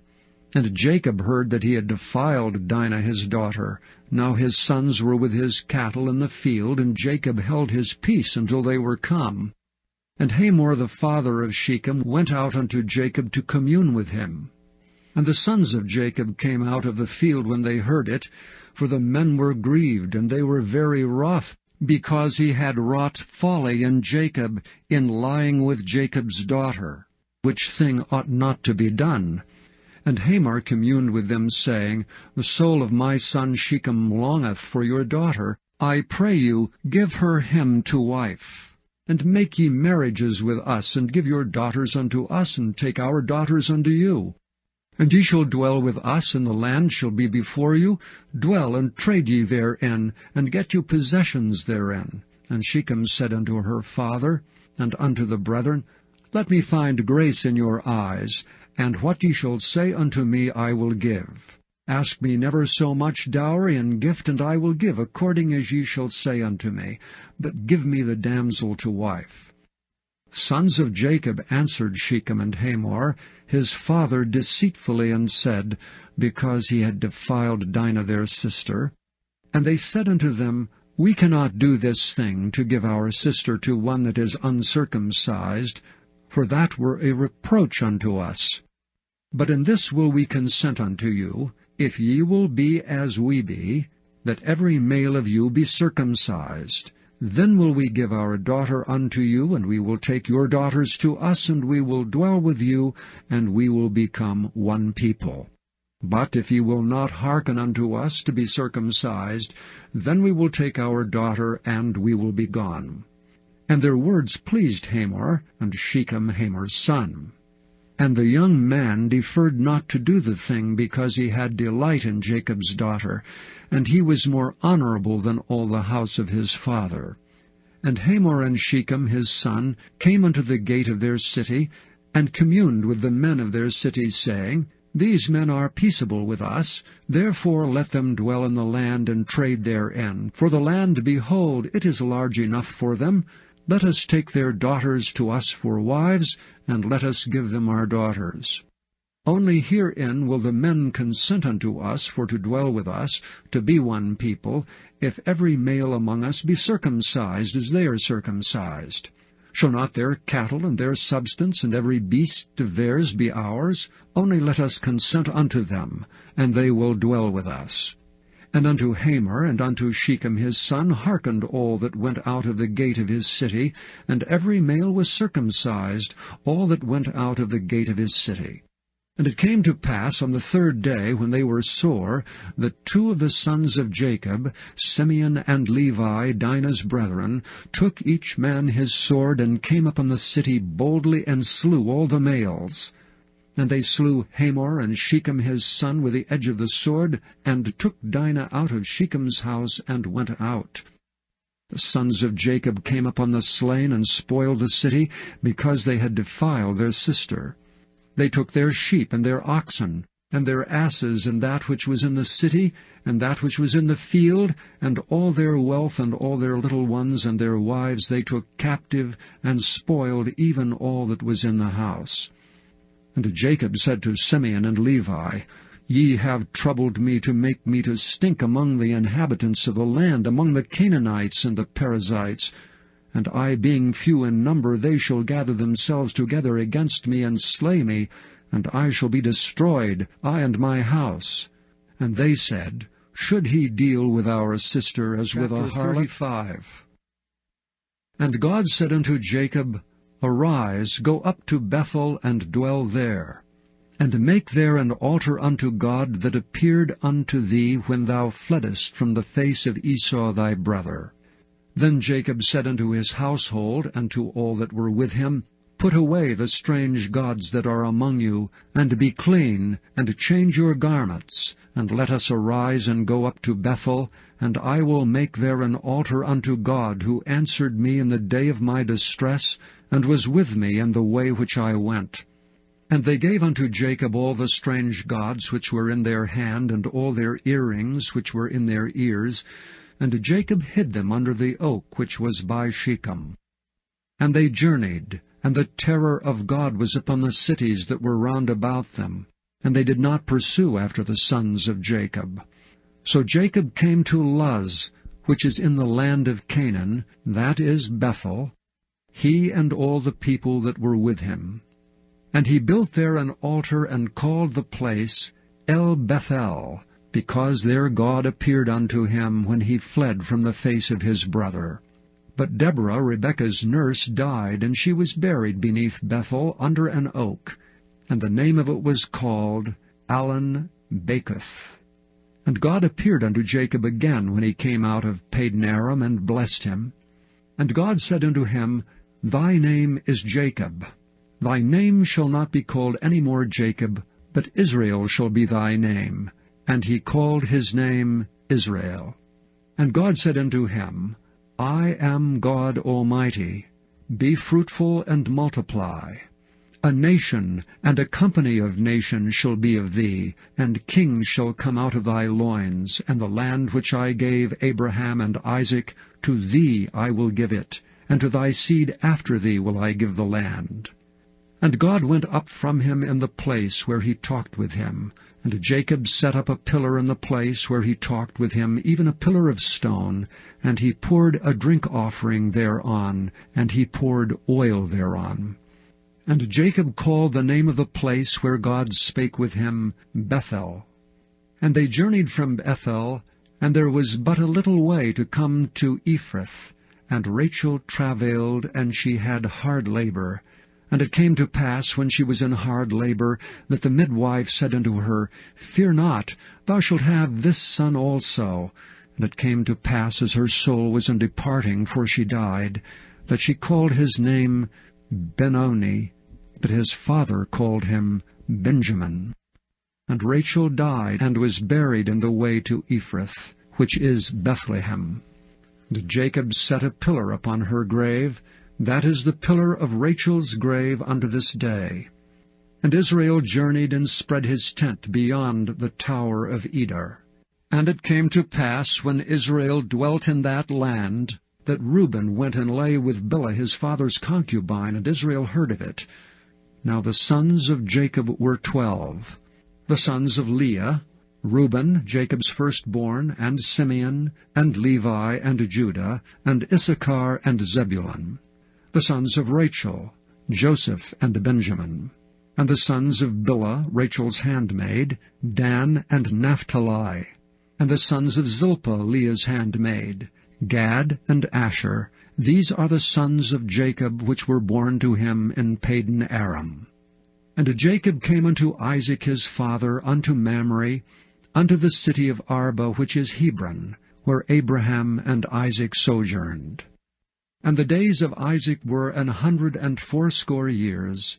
And Isaac gave up the ghost, and died, and was gathered unto his people, being old and full of days. And his sons Esau and Jacob. Chapter 36. Now these are the generations of Esau, who is Edom. Esau took his wives of the daughters of Canaan, Adah the daughter of Elon the Hittite, and Aholibamah the daughter of Anah, the daughter of Zibeon the Hivite, and Bashemath, Ishmael's daughter, sister of Nebajoth. And Adah bare to Esau Eliphaz, and Bashemath bare Reuel. And Aholibamah bare Jeush, and Jaalam, and Korah. These are the sons of Esau, which were born unto him in the land of Canaan. And Esau took his wives, and his sons, and his daughters, and all the persons of his house, and his cattle, and all his beasts, and all his substance, which he had got in the land of Canaan, and went into the country from the face of his brother Jacob. For their riches were more than that they might dwell together, and the land wherein they were strangers could not bear them because of their cattle. Thus dwelt Esau in Mount Seir. Esau is Edom. And these are the generations of Esau, the father of the Edomites, in Mount Seir. These are the names of Esau's sons: Eliphaz the son of Adah, the wife of Esau; Reuel the son of Basemath, the wife of Esau. And the sons of Eliphaz were Teman, Omar, Zepho, and Gatam, and Kenaz. And Timnah was concubine to Eliphaz, Esau's son, and she bare to Eliphaz Amalek. These were the sons of Adah, Esau's wife. And these are the sons of Reuel: Neath and Zerah, Shammah and Mizah. These are the sons of Basemath, Esau's wife. And these are the sons of Aholibamah, the daughter of Anah, the daughter of Zibeon, Esau's wife. And she bare to Esau Jeush, and Jaalam, and Korah. These were dukes of the sons of Esau.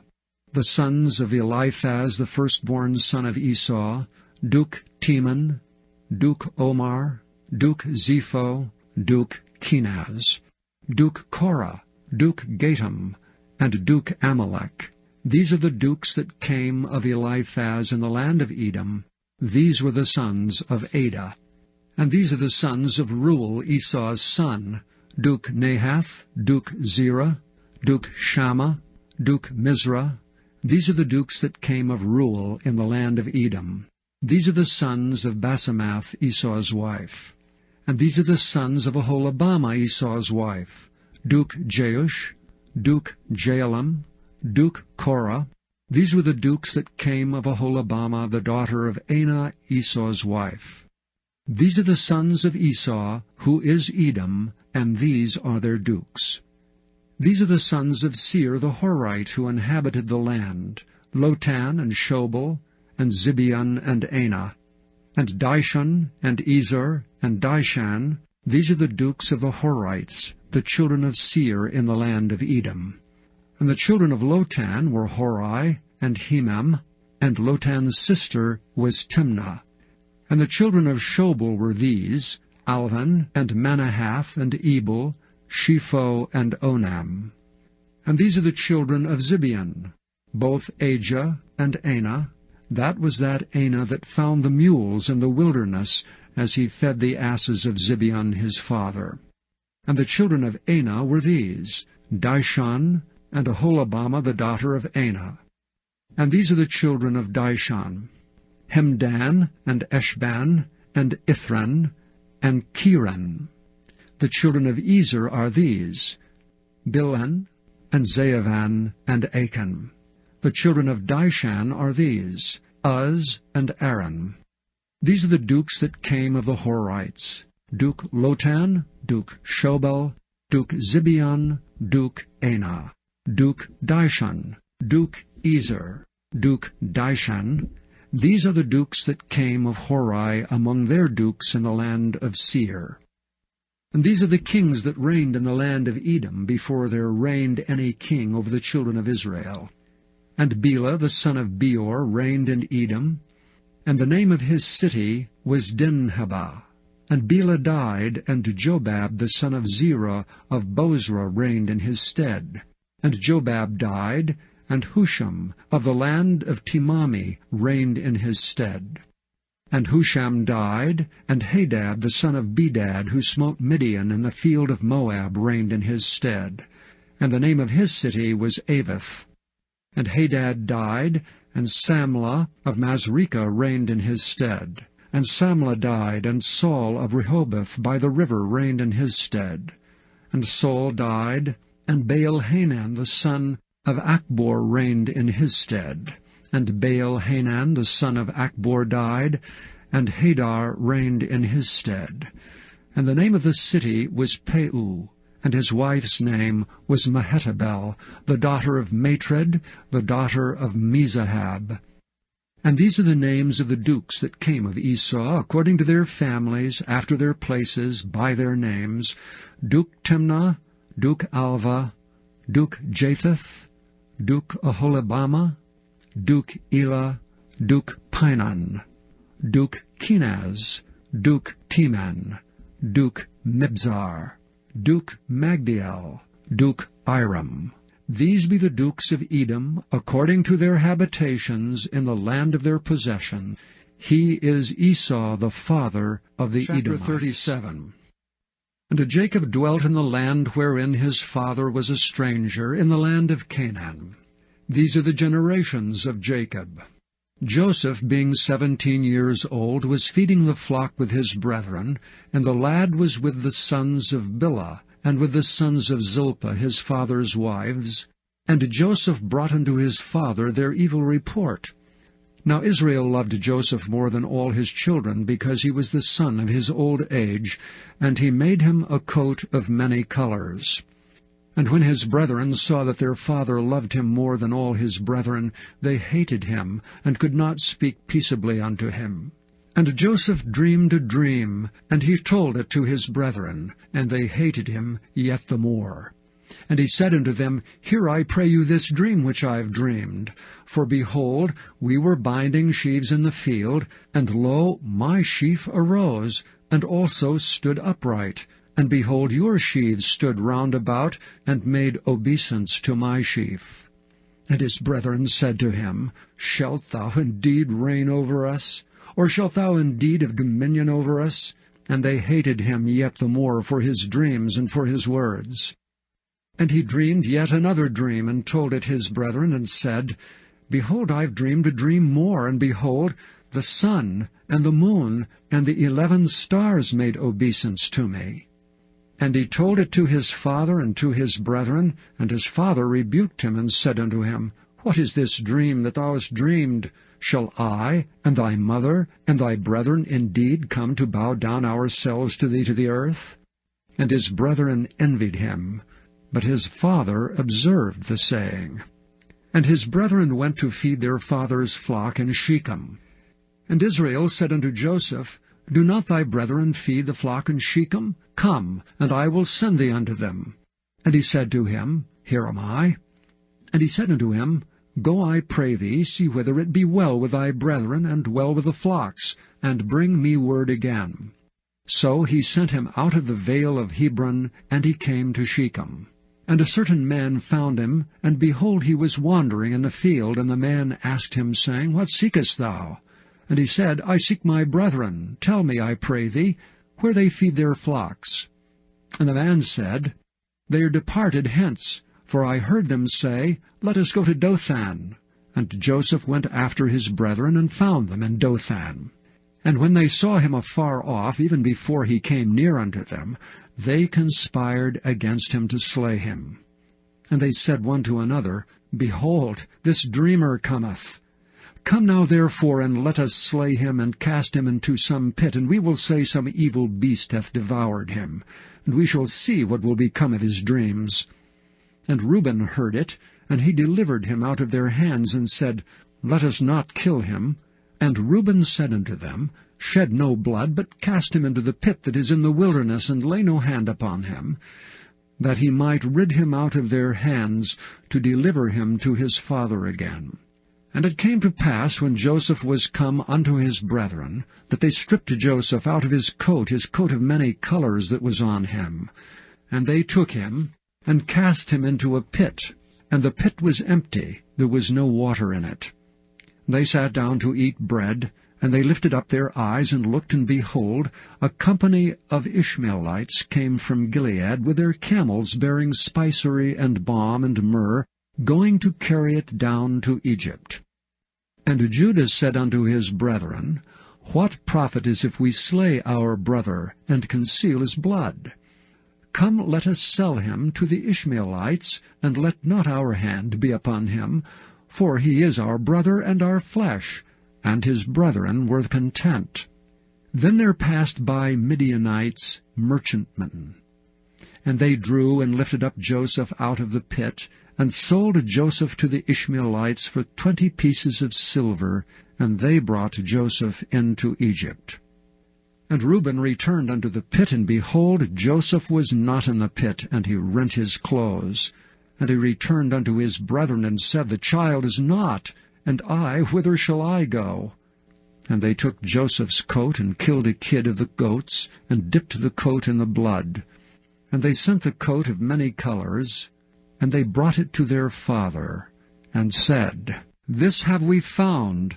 Know now whether it be thy son's coat or no. And he knew it, and said, It is my son's coat. An evil beast hath devoured him. Joseph is without doubt rent in pieces. And Jacob rent his clothes, and put sackcloth upon his loins, and mourned for his son many days. And all his sons and all his daughters rose up to comfort him. But he refused to be comforted, and he said, For I will go down into the grave unto my son mourning. Thus his father wept for him. And the Midianites sold him into Egypt unto Potiphar, an officer of Pharaoh's, and captain of the guard. Chapter 38. And it came to pass at that time that Judah went down from his brethren, and turned into a certain Adullamite, whose name was Hira. And Judah saw there a daughter of a certain Canaanite, whose name was Shua, and he took her and went in unto her. And she conceived and bare a son, and he called his name And she conceived again, and bare a son, and she called his name Onan. And she yet again conceived and bare a son, and called his name Shelah. And he was at Chezib when she bare him. And Judah took a wife for his firstborn, whose name was Tamar. And Judah's firstborn, was wicked in the sight of the Lord, and the Lord slew him. And Judah said unto Onan, Go in unto thy brother's wife, and marry her, and raise up seed to thy brother. And Onan knew that the seed should not be his. And it came to pass, when he went in unto his brother's wife, that he spilled it on the ground, lest that he should give seed to his brother. And the thing which he did displeased the Lord, wherefore he slew him also. Then said Judah to Tamar, his daughter-in-law, Remain a widow at thy father's house till Shelah my son be grown. For he said, Lest peradventure he die also, as his brethren did. And Tamar went and dwelt in her father's house.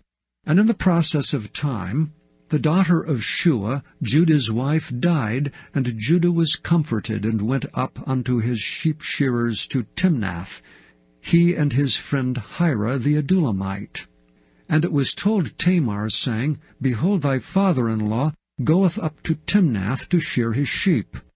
And she put her widow's garments off from her, and covered her with a veil, and wrapped herself, and sat in an open place which is by the way to Timnath. For she saw that Shelah was grown, and she was not given unto him to wife. When Judah saw her, he thought her to be an harlot, because she had covered her face. And he turned unto her by the way, and said, Go to, I pray thee, let me come in unto thee. For he knew not that she was his daughter-in-law. And she said, What wilt thou give me, that thou mayest come in unto me? And he said, I will send thee a kid from the flock. And she said, Wilt thou give me a pledge till thou send it? And he said, What pledge shall I give thee? And she said, Thy signet, and thy bracelets, and thy staff that is in thine hand. And he gave it her, and came in unto her, and she conceived by him. And she arose, and went away, and laid by her veil from her, and put on the garments of her widowhood. And Judah sent the kid by the hand of his friend the Adullamite to receive his pledge from the woman's hand, but he found her not. Then he asked the men of that place, saying, Where is the harlot that was openly by the wayside? They said, There was no harlot in this place. And he returned to Judah and said, I cannot find her. And also the men of the place said that there was no harlot in this place. And Judah said, Let her take it to her, lest we be shamed. Behold, I sent this kid, and thou hast not found her. And it came to pass about 3 months after, that it was told Judah, saying, Tamar thy daughter-in-law hath played the harlot, and also, behold, she is with child by whoredom. And Judah said, Bring her forth, and let her be burnt. When she was brought forth, she sent to her father-in-law, saying, By the man whose these are am I with child. And she said, Discern, I pray thee, whose are these, the signet, and bracelets, and staff? And Judah acknowledged them, and said, She hath been more righteous than I, because that I gave her not to Shelah my son. And he knew her again no more. And it came to pass in the time of her travail, that, behold, twins were in her womb. And it came to pass, when she travailed, that the one put out his hand, and the midwife took and bound upon his hand a scarlet thread, saying, This came out first. And it came to pass, as he drew back his hand, that, behold, his brother came out. And she said, How hast thou broken forth? This breach be upon thee. Therefore his name was called Pharez. And afterward came out his brother that had the scarlet thread upon his hand, and his name was called Zerah. And Joseph was brought down to Egypt. And Potiphar, an officer of Pharaoh, captain of the guard, an Egyptian, bought him of the hands of the Ishmaelites, which had brought him down thither. And the Lord was with Joseph, and he was a prosperous man, and he was in the house of his master the Egyptian. And his master saw that the Lord was with him, and that the Lord made all that he did to prosper in his hand.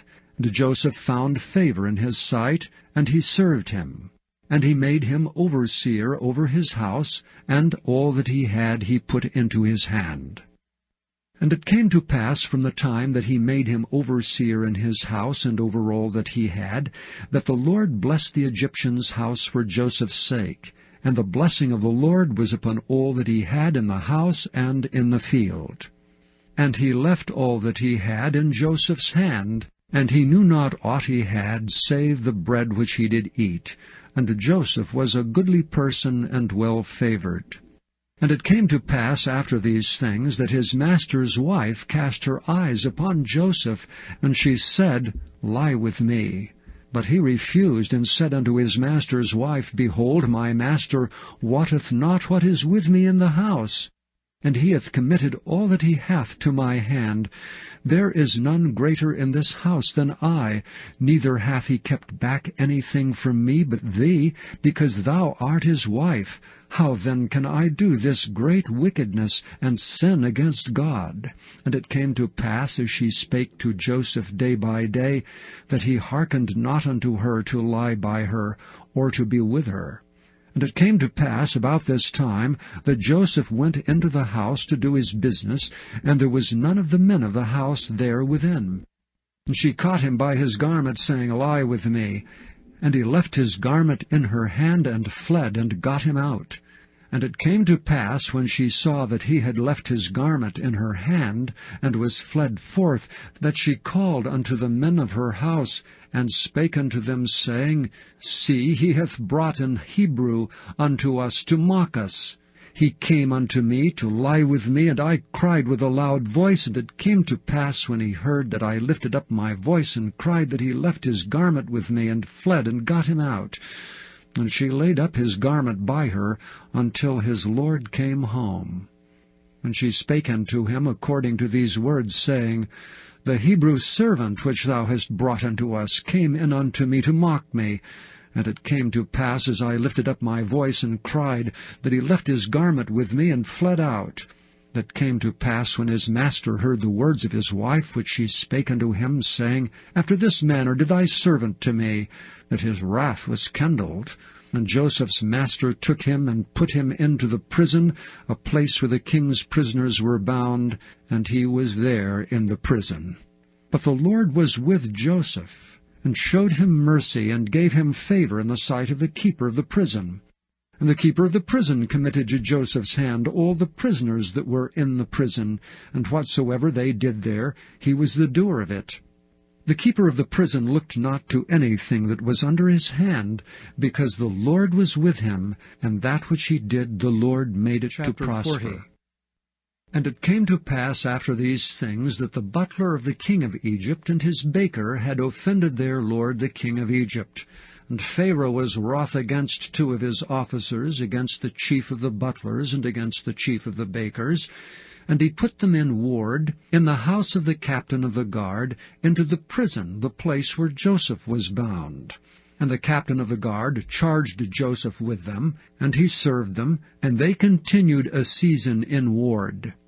And they dreamed a dream, both of them, each man his dream in one night, each man according to the interpretation of his dream, the butler and the baker of the king of Egypt, which were bound in the prison. And Joseph came in unto them in the morning, and looked upon them, and behold, they were sad. And he asked Pharaoh's officers that were with him in the ward of his lord's house, saying, Wherefore look ye so sadly today? And they said unto him, We have dreamed a dream, and there is no interpreter of it. And Joseph said unto them, Do not interpretations belong to God? Tell me them, I pray you. And the chief butler told his dream to Joseph, and said to him, In my dream, behold, a vine was before me. And in the vine were 3 branches, and it was as though it budded. And her blossoms shot forth, and the clusters thereof brought forth ripe grapes. And Pharaoh's cup was in my hand, and I took the grapes, and pressed them into Pharaoh's cup, and I gave the cup into Pharaoh's hand. And Joseph said unto him, This is the interpretation of it. The 3 branches are 3 days. Yet within 3 days shall Pharaoh lift up thine head, and restore thee unto thy place, and thou shalt deliver Pharaoh's cup into his hand, after the former manner when thou wast his butler. But think on me when it shall be well with thee, and show kindness, I pray thee, unto me, and make mention of me unto Pharaoh, and bring me out of this house. For indeed I was stolen away out of the land of the Hebrews, and here also have I done nothing that they should put me into the dungeon. When the chief baker saw that the interpretation was good, he said unto Joseph, I also was in my dream, and behold, I had 3 white baskets on my head, and in the uppermost basket there was all manner of baked meats for Pharaoh, and the birds did eat them out of the basket upon my head. And Joseph answered and said, This is the interpretation thereof. The 3 baskets are 3 days. Yet within 3 days shall Pharaoh lift up thy head from off thee, and shall hang thee on a tree, and the birds shall eat thy flesh from off thee. And it came to pass the 3rd day, which was Pharaoh's birthday, that he made a feast unto all his servants, and he lifted up the head of the chief butler and the chief baker among his servants. And he restored the chief butler unto his butlership again, and he gave the cup into Pharaoh's hand. But he hanged the chief baker, as Joseph had interpreted to them. Yet did not the chief butler remember Joseph, but forgat him. Chapter 41. And it came to pass at the end of 2 full years that Pharaoh dreamed, and behold, he stood by the river.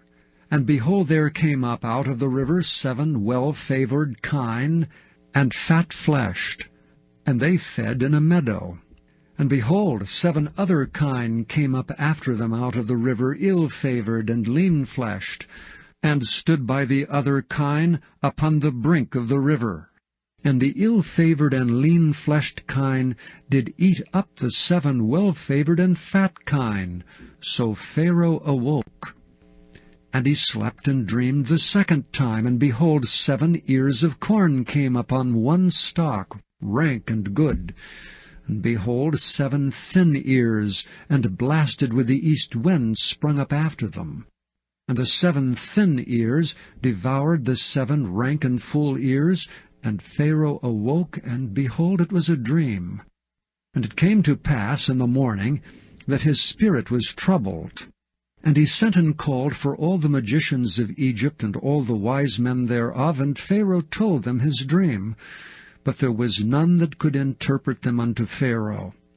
Then spake the chief butler unto Pharaoh, saying, I do remember my faults this day. Pharaoh was wroth with his servants, and put me in ward in the captain of the guard's house, both me and the chief baker, and we dreamed a dream in one night, I and he. We dreamed each man according to the interpretation of his dream. And there was there with us a young man, an Hebrew, servant to the captain of the guard. And we told him, and he interpreted to us our dreams, to each man according to his dream he did interpret. And it came to pass, as he interpreted to us, so it was.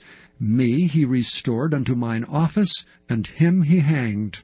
Then Pharaoh sent and called Joseph, and they brought him hastily out of the dungeon.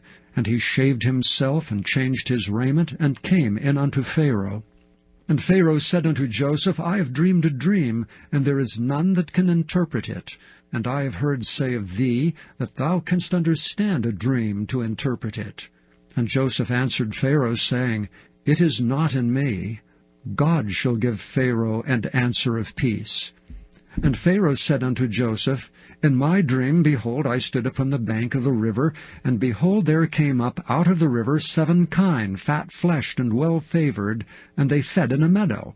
And behold, 7 other kine came up after them, poor and very ill-favored, and lean-fleshed, such as I never saw in all the land of Egypt for badness.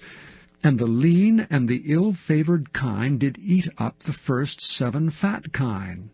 And when they had eaten them up, it could not be known that they had eaten them, but they were still ill-favored as at the beginning. So I awoke. And I saw in my dream, and behold, 7 ears came up in one stalk, full and good. And behold, 7 ears withered, thin, and blasted with the east wind sprung up after them. And the thin ears devoured the 7 good ears, and I told this unto the magicians, but there was none that could declare it to me. And Joseph said unto Pharaoh, The dream of Pharaoh is one. God hath showed Pharaoh what he is about to do. The 7 good kine are 7 years, and the 7 good ears are 7 years. The dream is one. And the 7 thin and ill-favored kine that came up after them are 7 years, and the 7 empty ears blasted with the east wind shall be 7 years of famine. This is the thing which I have spoken unto Pharaoh. What God is about to do, he showeth unto Pharaoh. Behold, there come 7 years of great plenty throughout all the land of Egypt. And there shall arise after them 7 years of famine, and all the plenty shall be forgotten in the land of Egypt, and the famine shall consume the land. And the plenty shall not be known in the land by reason of that famine following, for it shall be very grievous. And for that the dream was doubled unto Pharaoh twice, it is because the thing is established by God, and God will shortly bring it to pass. Now therefore let Pharaoh look out a man discreet and wise, and set him over the land of Egypt. Let Pharaoh do this, and let him appoint officers over the land, and take up the 5th part of the land of Egypt in the 7 plenteous years. And let them gather all the food of those good years that come, and lay up corn under the hand of Pharaoh, and let them keep food in the cities. And that food shall be for store to the land against the 7 years of famine which shall be in the land of Egypt, that the land perish not through the famine. And the thing was good in the eyes of Pharaoh, and in the eyes of all his servants. And Pharaoh said unto his servants, Can we find such a one as this is, a man in whom the Spirit of God is? And Pharaoh said unto Joseph, Forasmuch as God hath showed thee all this, there is none so discreet and wise as thou art. Thou shalt be over my house, and according unto thy word shall all my people be ruled. Only in the throne will I be greater than thou. And Pharaoh said unto Joseph, See, I have set thee over all the land of Egypt. And Pharaoh took off his ring from his hand, and put it upon Joseph's hand, and arrayed him in vestures of fine linen, and put a gold chain about his neck. And he made him to ride in the 2nd chariot which he had. And they cried before him, Bow the knee. And he made him ruler over all the land of Egypt.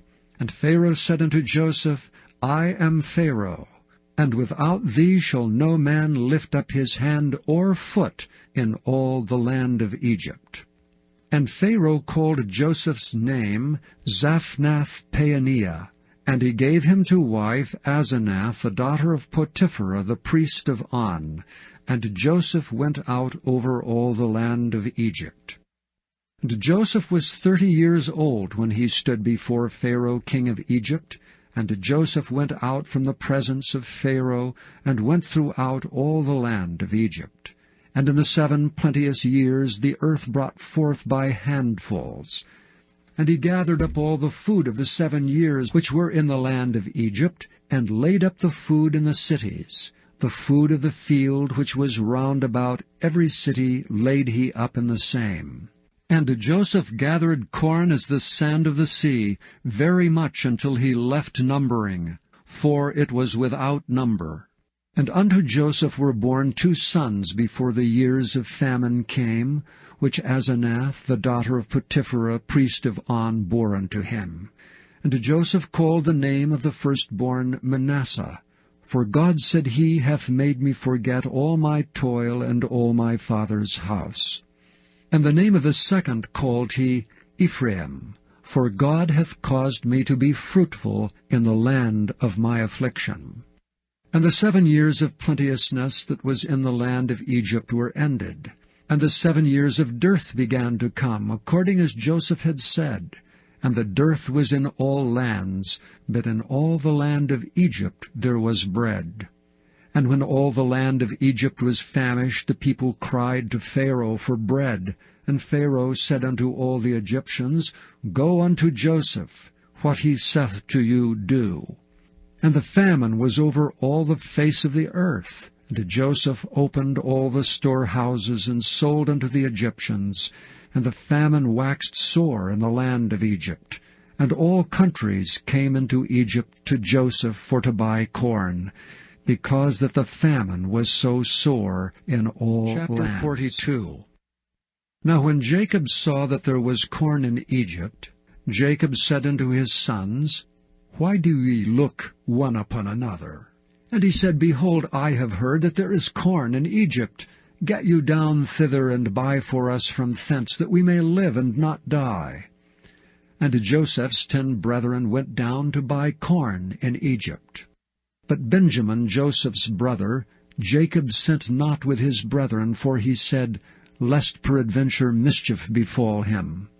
And the sons of Israel came to buy corn among those that came, for the famine was in the land of Canaan. And Joseph was the governor over the land, and he it was that sold to all the people of the land. And Joseph's brethren came, and bowed down themselves before him with their faces to the earth. And Joseph saw his brethren, and he knew them, but made himself strange unto them, and spake roughly unto them. And he said unto them, Whence come ye? And they said, From the land of Canaan to buy food. And Joseph knew his brethren, but they knew not him. And Joseph remembered the dream which he dreamed of them, and said unto them, Ye are spies, to see the nakedness of the land ye are come. And they said unto him, Nay, my lord, but to buy food are thy servants come. We are all one man's sons, we are true men, thy servants are no spies. And he said unto them, Nay, but to see the nakedness of the land ye are come. And they said, Thy servants are 12 brethren, the sons of one man in the land of Canaan, and behold, the youngest is this day with our father, and one is not. And Joseph said unto them, That is it that I spake unto you, saying, Ye are spies. Hereby ye shall be proved. By the life of Pharaoh ye shall not go forth hence, except your youngest brother come hither. Send one of you, and let him fetch your brother, and ye shall be kept in prison, that your words may be proved, whether there be any truth in you. Or else by the life of Pharaoh, surely ye are spies. And he put them all together into ward 3 days. And Joseph said unto them the 3rd day, This do, and live, for I fear God. If ye be true men, let one of your brethren be bound in the house of your prison. Go ye, carry corn for the famine of your houses. But bring your youngest brother unto me, so shall your words be verified, and ye shall not die. And they did so. And they said one to another, We are verily guilty concerning our brother, in that we saw the anguish of his soul when he besought us, and we would not hear. Therefore is this distress come upon us. And Reuben answered them, saying, Spake I not unto you, saying, Do not sin against the child, and ye would not hear? Therefore, behold, also his blood is required. And they knew not that Joseph understood them, for he spake unto them by an interpreter. And he turned himself about from them, and wept, and returned to them again, and communed with them, and took from them Simeon, and bound him before their eyes. Then Joseph commanded to fill their sacks with corn, and to restore every man's money into his sack, and to give them provisions for the way, and thus he did unto them. And they laded their asses with corn, and departed thence.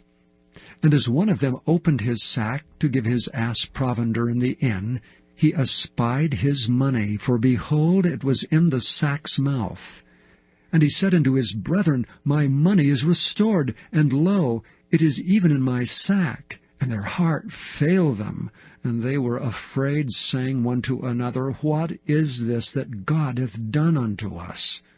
And they came unto Jacob their father unto the land of Canaan, and told them all that befell unto them, saying, The man who is the Lord of the land spake roughly to us, and took us for spies of the country. And we said unto him, We are true men, we are no spies. We be 12 brethren, sons of our father. One is not, and the youngest is this day with our father in the land of Canaan. And the man, the Lord of the country, said unto us, Hereby shall I know that ye are true men. Leave one of your brethren here with me, and take food for the famine of your households, and be gone, and bring your youngest brother unto me. Then shall I know that ye are no spies, but that ye are true men. So will I deliver your brother, and ye shall traffic in the land. And it came to pass, as they emptied their sacks, that, behold, every man's bundle of money was in his sack. And when both they and their father saw the bundles of money, they were afraid. And Jacob their father said unto them, Me have ye bereaved of my children. Joseph is not, and Simeon is not, and ye will take Benjamin away. All these things are against me.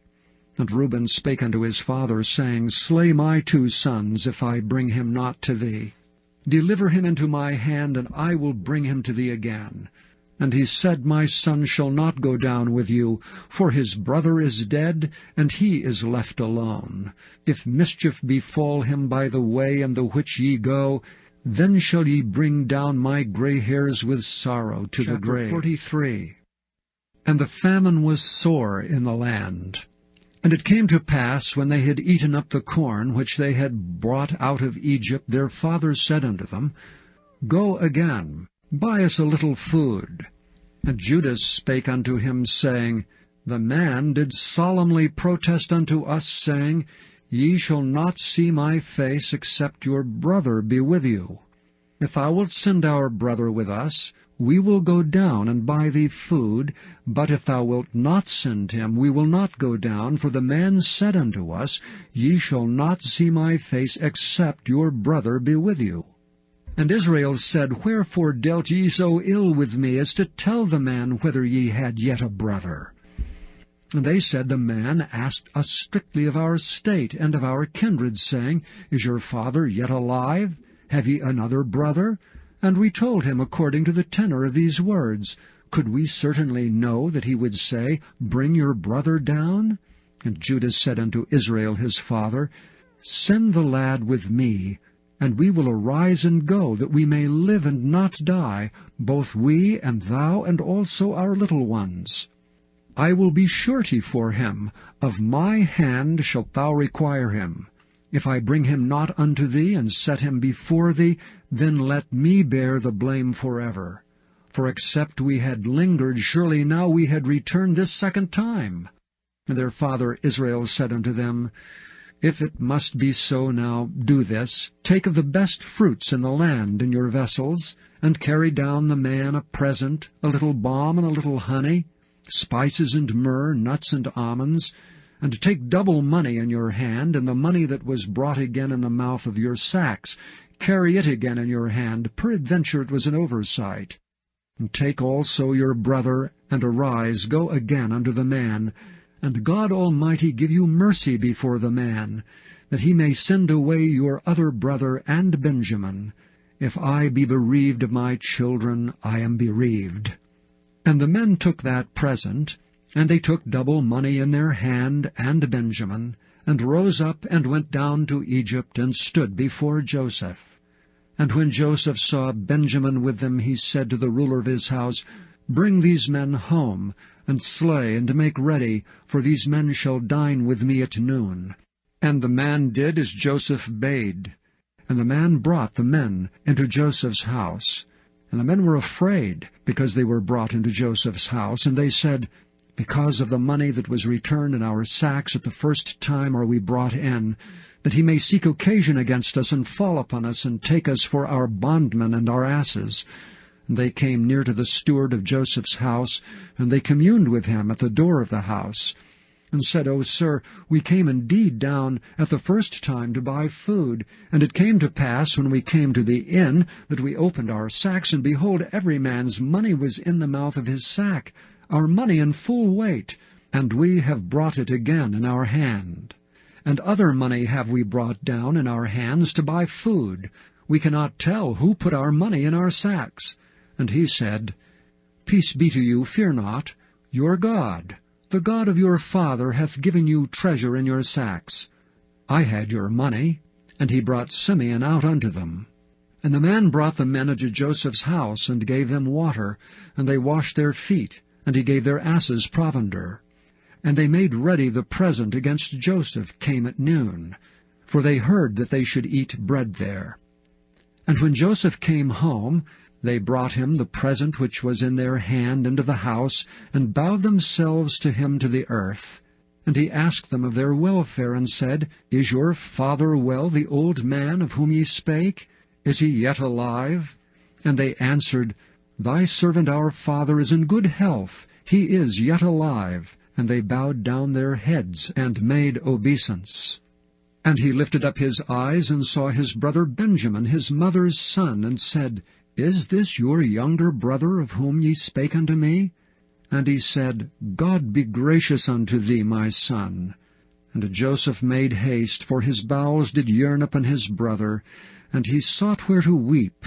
And he entered into his chamber, and wept there. And he washed his face, and went out, and refrained himself, and said, Set on bread.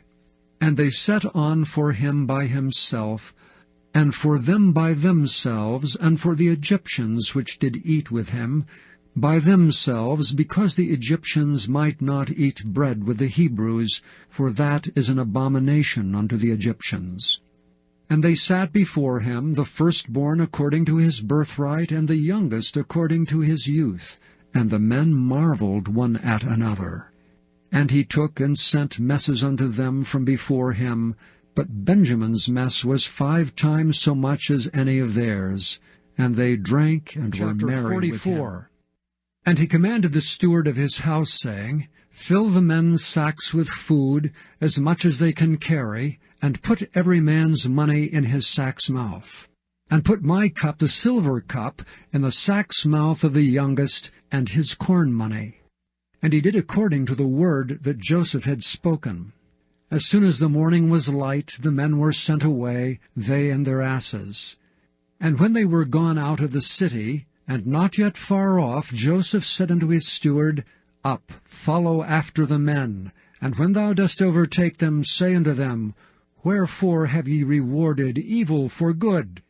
Is not this it in which my Lord drinketh, and whereby indeed he divineth? Ye have done evil in so doing. And he overtook them, and he spake unto them these same words. And they said unto him, Wherefore saith my Lord these words? God forbid that thy servants should do according to this thing. Behold, the money which we found in our sacks' mouths we brought again unto thee out of the land of Canaan. How then should we steal out of thy Lord's house silver or gold?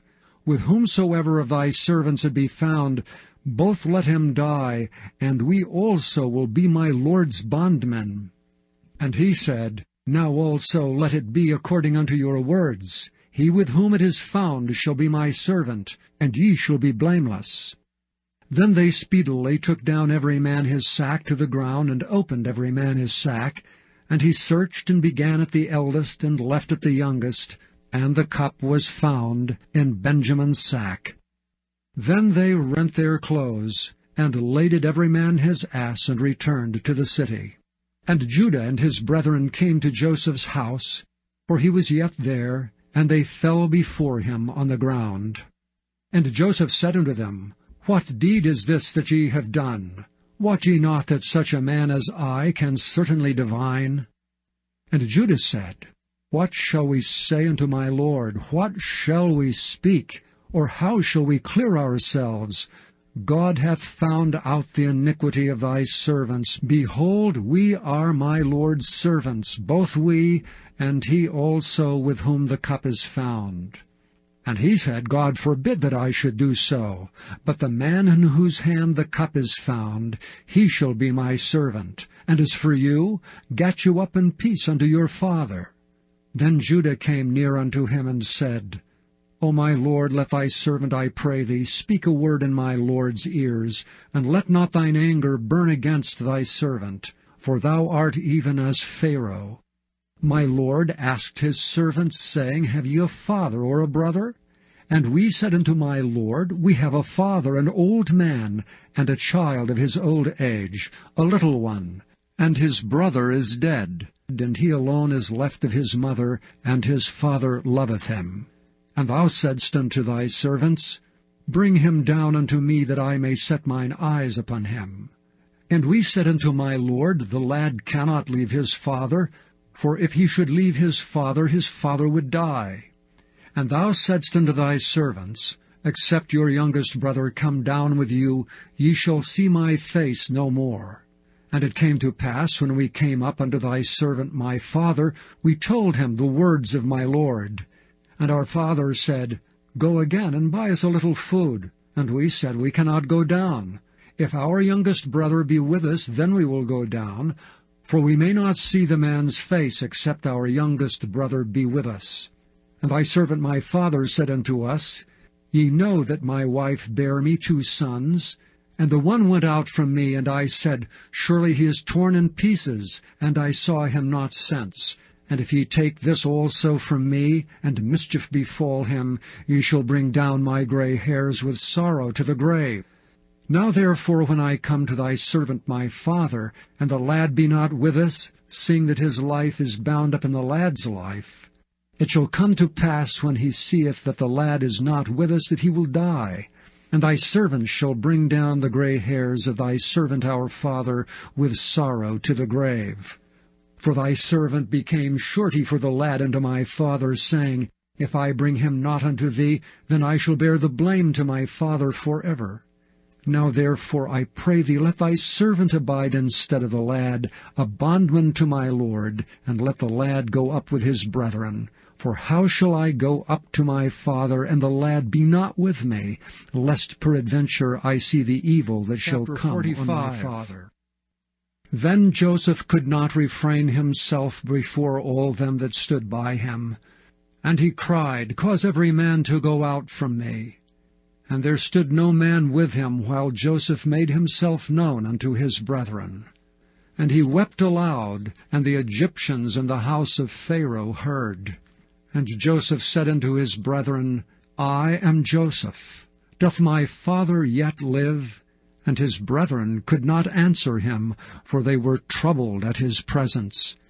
And Joseph said unto his brethren, Come near to me, I pray you. And they came near. And he said, I am Joseph your brother, whom ye sold into Egypt. Now therefore be not grieved nor angry with yourselves, that ye sold me hither, for God did send me before you to preserve life. For these 2 years hath a famine been in the land, and yet there are 5 years in the which there shall neither be earing nor harvest. And God sent me before you to preserve you a posterity in the earth, and to save your lives by a great deliverance.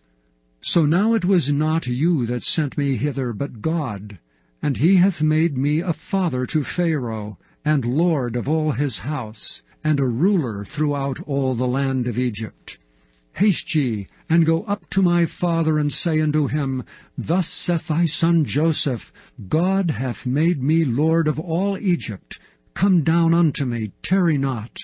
And thou shalt dwell in the land of Goshen, and thou shalt be near unto me, thou and thy children, and thy children's children, and thy flocks and thy herds, and all that thou hast. And there will I nourish thee, for yet there are 5 years of famine, lest thou and thy household, and all that thou hast, come to poverty. And behold, your eyes see, and the eyes of my brother Benjamin, that it is my mouth that speaketh unto you.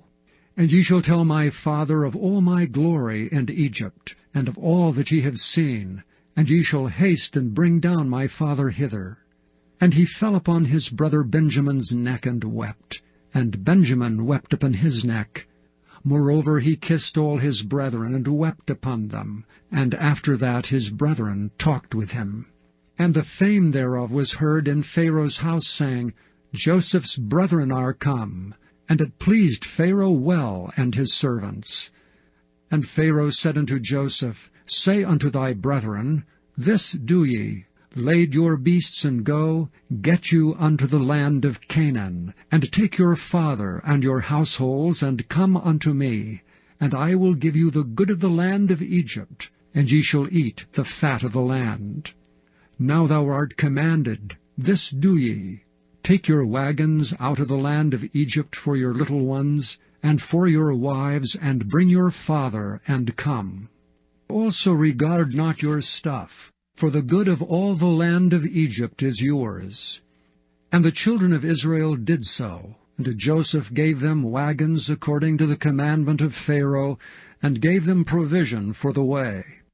To all of them he gave each man changes of raiment, but to Benjamin he gave 300 pieces of silver and 5 changes of raiment. And to his father he sent after this manner, 10 asses laden with the good things of Egypt, and 10 she-asses laden with corn and bread and meat for his father by the way. So he sent his brethren away, and they departed, and he said unto them, See that ye fall not out by the way. And they went up out of Egypt, and came into the land of Canaan, unto Jacob their father, and told him, saying, Joseph is yet alive, and he is governor over all the land of Egypt. And Jacob's heart fainted, for he believed them not. And they told him all the words of Joseph which he had said unto them. And when he saw the wagons which Joseph had sent to carry him, the spirit of Jacob their father revived. And Israel said, It is enough. Joseph my son is yet alive. I will go and see him before I die. Chapter 46. And Israel took his journey with all that he had, and came to Beersheba, and offered sacrifices unto the God of his father Isaac. And God spake unto Israel in the visions of the night, and said, Jacob, Jacob. And he said, Here am I. And he said, I am God, the God of thy father. Fear not to go down into Egypt, for I will there make of thee a great nation. I will go down with thee into Egypt, and I will also surely bring thee up again, and Joseph shall put his hand upon thine eyes. And Jacob rose up from Beersheba, and the sons of Israel carried Jacob their father and their little ones, and their wives in the wagons which Pharaoh had sent to carry him. And they took their cattle and their goods which they had gotten in the land of Canaan, and came into Egypt, Jacob and all his seed with him, his sons and his sons' sons with him, his daughters and his sons' daughters, and all his seed brought he with him into Egypt.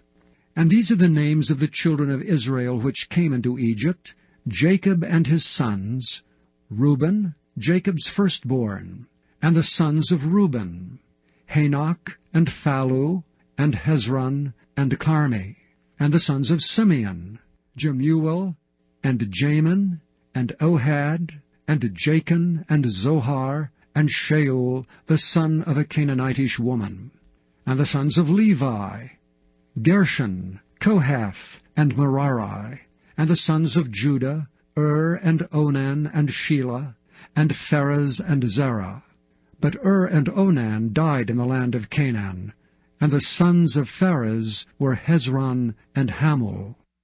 And the sons of Issachar, Tola, and Phuvah, and Job, and Shimron. And the sons of Zebulun, Sered, and Elon, and Jaleel. These be the sons of Leah which she bare unto Jacob in Padan Aram, with his daughter Dinah. All the souls of his sons and his daughters were 33. And the sons of Gad, Ziphion, and Haggai, Shunai, and Esbon, Eri, and Arodai, and Areli. And the sons of Asher, Jimnah, and Ishua, and Isui, and Beriah, and Serah their sister, and the sons of Beriah, Heber, and Malchiel. These are the sons of Zilpah, whom Laban gave to Leah his daughter, and these she bare unto Jacob even 16 souls. The sons of Rachel, Jacob's wife, Joseph and Benjamin. And unto Joseph in the land of Egypt were born Manasseh and Ephraim, which Asenath the daughter of Potipherah priest of Onan bare unto him. And the sons of Benjamin were Bela, and Becher, and Ashbel, Gera, and Naaman, Ehi, and Rosh, Muppim, and Huppim, and Ard. These are the sons of Rachel, which were born to Jacob. All the souls were 14. And the sons of Dan, Hushim, and the sons of Naphtali, Jaziel, and Guni, and Jezer, and Shillem. These are the sons of Bilhah, which Laban gave unto Rachel his daughter, and she bare these unto Jacob. All the souls were 7. All the souls which came with Jacob into Egypt, which came out of his loins, besides Jacob's sons' wives, all the souls were 66. And the sons of Joseph, which were born him into Egypt, were 2 souls. All the souls of the house of Jacob, which came into Egypt, were 70. And he sent Judah before him unto Joseph, to direct his face unto Goshen. And they came into the land of Goshen. And Joseph made ready his chariot, and went up to meet Israel his father, to Goshen, and presented himself unto him. And he fell on his neck, and wept on his neck a good while. And Israel said unto Joseph, Now let me die, since I have seen thy face, because thou art yet alive. And Joseph said unto his brethren, and unto his father's house, I will go up and show Pharaoh, and say unto him, My brethren and my father's house, which were in the land of Canaan, are come unto me. And the men are shepherds, for their trade hath been to feed cattle. And they have brought their flocks and their herds, and all that they have. And it shall come to pass, when Pharaoh shall call you, and shall say, What is your occupation? That ye shall say, Thy servant's trade hath been about cattle from our youth even until now, both we and also our fathers, that ye may dwell in the land of Goshen, for every shepherd is an abomination unto the Egyptians. Chapter 47. Then Joseph came and told Pharaoh, and said, My father and my brethren, and their flocks and their herds, and all that they have are come out of the land of Canaan, and behold, they are in the land of Goshen. And he took some of his brethren, even 5 men, and presented them unto Pharaoh. And Pharaoh said unto his brethren, What is your occupation? And they said unto Pharaoh, Thy servants are shepherds, both we and also our fathers. They said moreover unto Pharaoh, For to sojourn in the land we are come, for thy servants have no pasture for their flocks, for the famine is sore in the land of Canaan. Now therefore we pray thee, let thy servants dwell in the land of Goshen. And Pharaoh spoke unto Joseph, saying, Thy father and thy brethren are come unto thee, the land of Egypt is before thee. In the best of the land make thy father and brethren to dwell. In the land of Goshen let them dwell, and if thou knowest any men of activity among them, then make them rulers over my cattle. And Joseph brought in Jacob his father, and set him before Pharaoh. And Jacob blessed Pharaoh. And Pharaoh said unto Jacob, How old art thou? And Jacob said unto Pharaoh, The days of the years of my pilgrimage are 130 years. Few and evil have the days of the years of my life been, and have not attained unto the days of the years of the life of my fathers in the days of their pilgrimage. And Jacob blessed Pharaoh, and went out from before Pharaoh. And Joseph placed his father and his brethren, and gave them a possession in the land of Egypt, in the best of the land, in the land of Ramesses, as Pharaoh had commanded. And Joseph nourished his father and his brethren and all his father's household with bread according to their families. And there was no bread in all the land, for the famine was very sore, so that the land of Egypt and all the land of Canaan fainted by reason of the famine. And Joseph gathered up all the money that was found in the land of Egypt and in the land of Canaan, for the corn which they bought, and Joseph brought the money into Pharaoh's house. And when money failed in the land of Egypt and in the land of Canaan, all the Egyptians came unto Joseph and said, Give us bread, for why should we die in thy presence? for the money faileth. And Joseph said, Give your cattle, and I will give you for your cattle, if money fail. And they brought their cattle unto Joseph, and Joseph gave them bread in exchange for horses, and for the flocks, and for the cattle of the herds, and for the asses, and he fed them with bread for all their cattle for that year.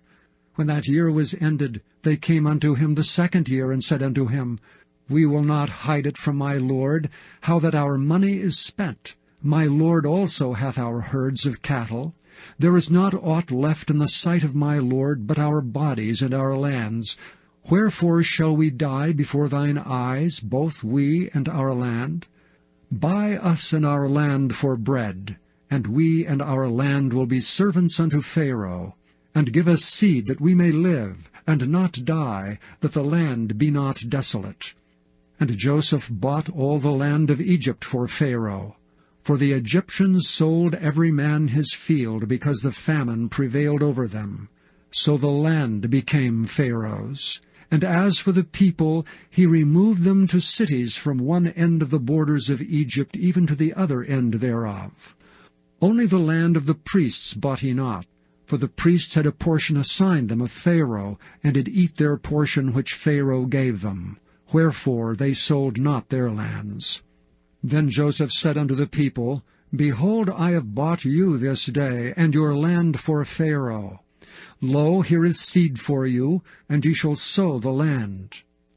And it shall come to pass in the increase, that ye shall give the 5th part unto Pharaoh, and 4 parts shall be your own for seed of the field, and for your food, and for them of your households, and for food for your little ones. And they said, Thou hast saved our lives. Let us find grace in the sight of my lord, and we will be Pharaoh's servants. And Joseph made it a law over the land of Egypt unto this day, that Pharaoh should have the 5th part, except the land of the priests only, which became not Pharaoh's. And Israel dwelt in the land of Egypt in the country of Goshen.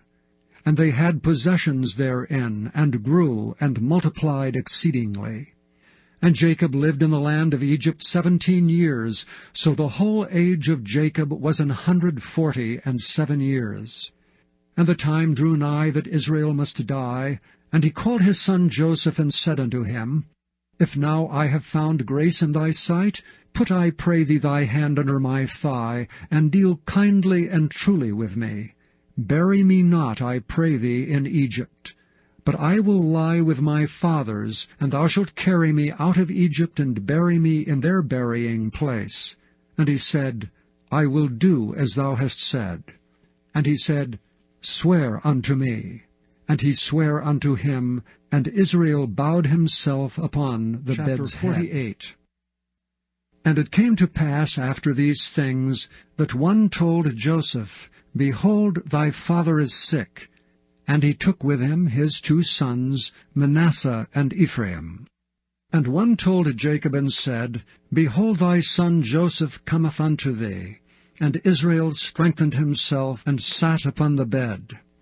And Jacob said unto Joseph, God Almighty appeared unto me at Luz in the land of Canaan, and blessed me, and said unto me, Behold, I will make thee fruitful, and multiply thee, and I will make of thee a multitude of people, and will give this land to thy seed after thee for an everlasting possession. And now thy 2 sons, Ephraim and Manasseh, which were born unto thee in the land of Egypt before I came unto thee into Egypt, are mine.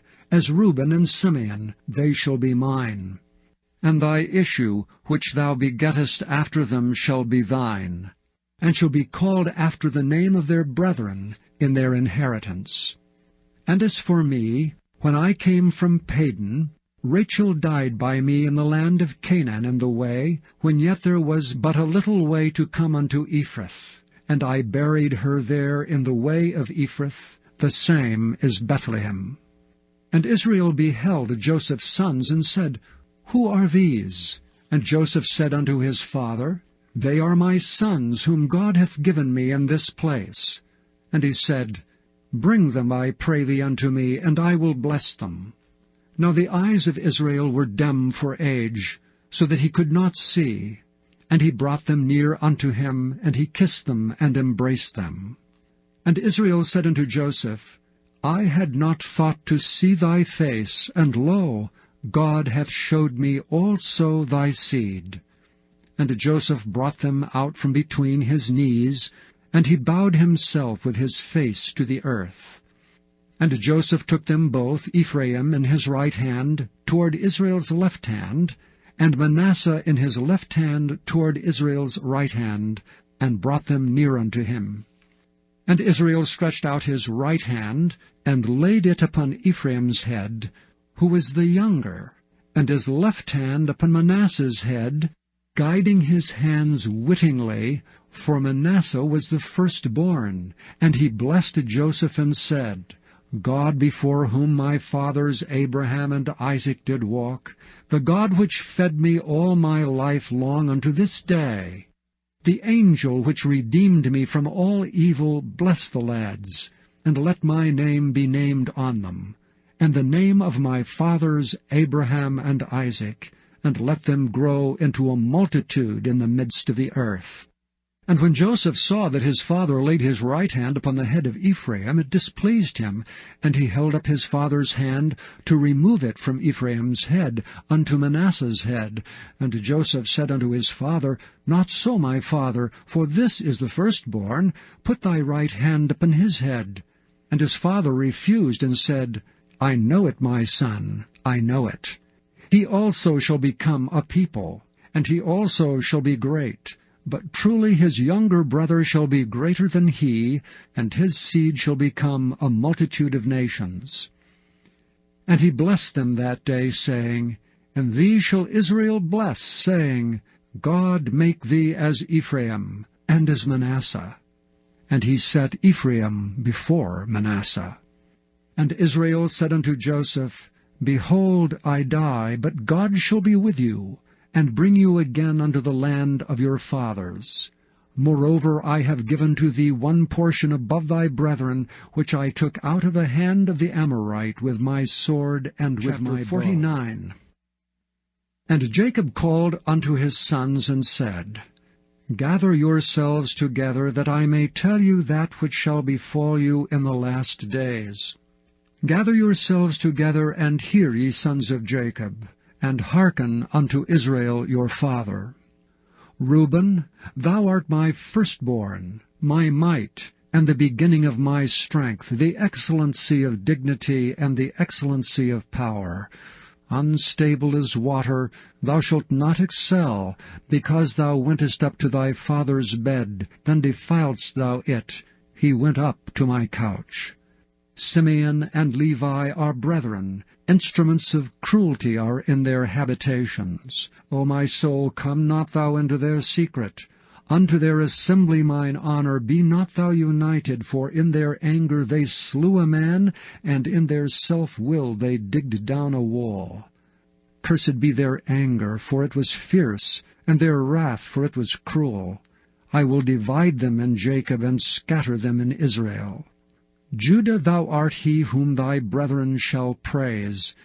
Thy hand shall be in the neck of thine enemies. Thy father's children shall bow down before thee. Judah is a lion's whelp. From the prey, my son, thou art gone up. He stooped down, he couched as a lion, and as an old lion. Who shall rouse him up? The scepter shall not depart from Judah, nor a lawgiver from between his feet, until Shiloh come, and unto him shall the gathering of the people be. Binding his foal unto the vine, and his ass's colt unto the choice vine, he washed his garments in wine, and his clothes in the blood of grapes. His eyes shall be red with wine, and his teeth white with milk. Zebulun shall dwell at the haven of the sea, and he shall be for an haven of ships, and his border shall be unto Zidon. Issachar is a strong ass couching down between two burdens. And he saw that rest was good, and the land that it was pleasant, and bowed his shoulder to bear, and became a servant unto tribute. Dan shall judge his people as one of the tribes of Israel.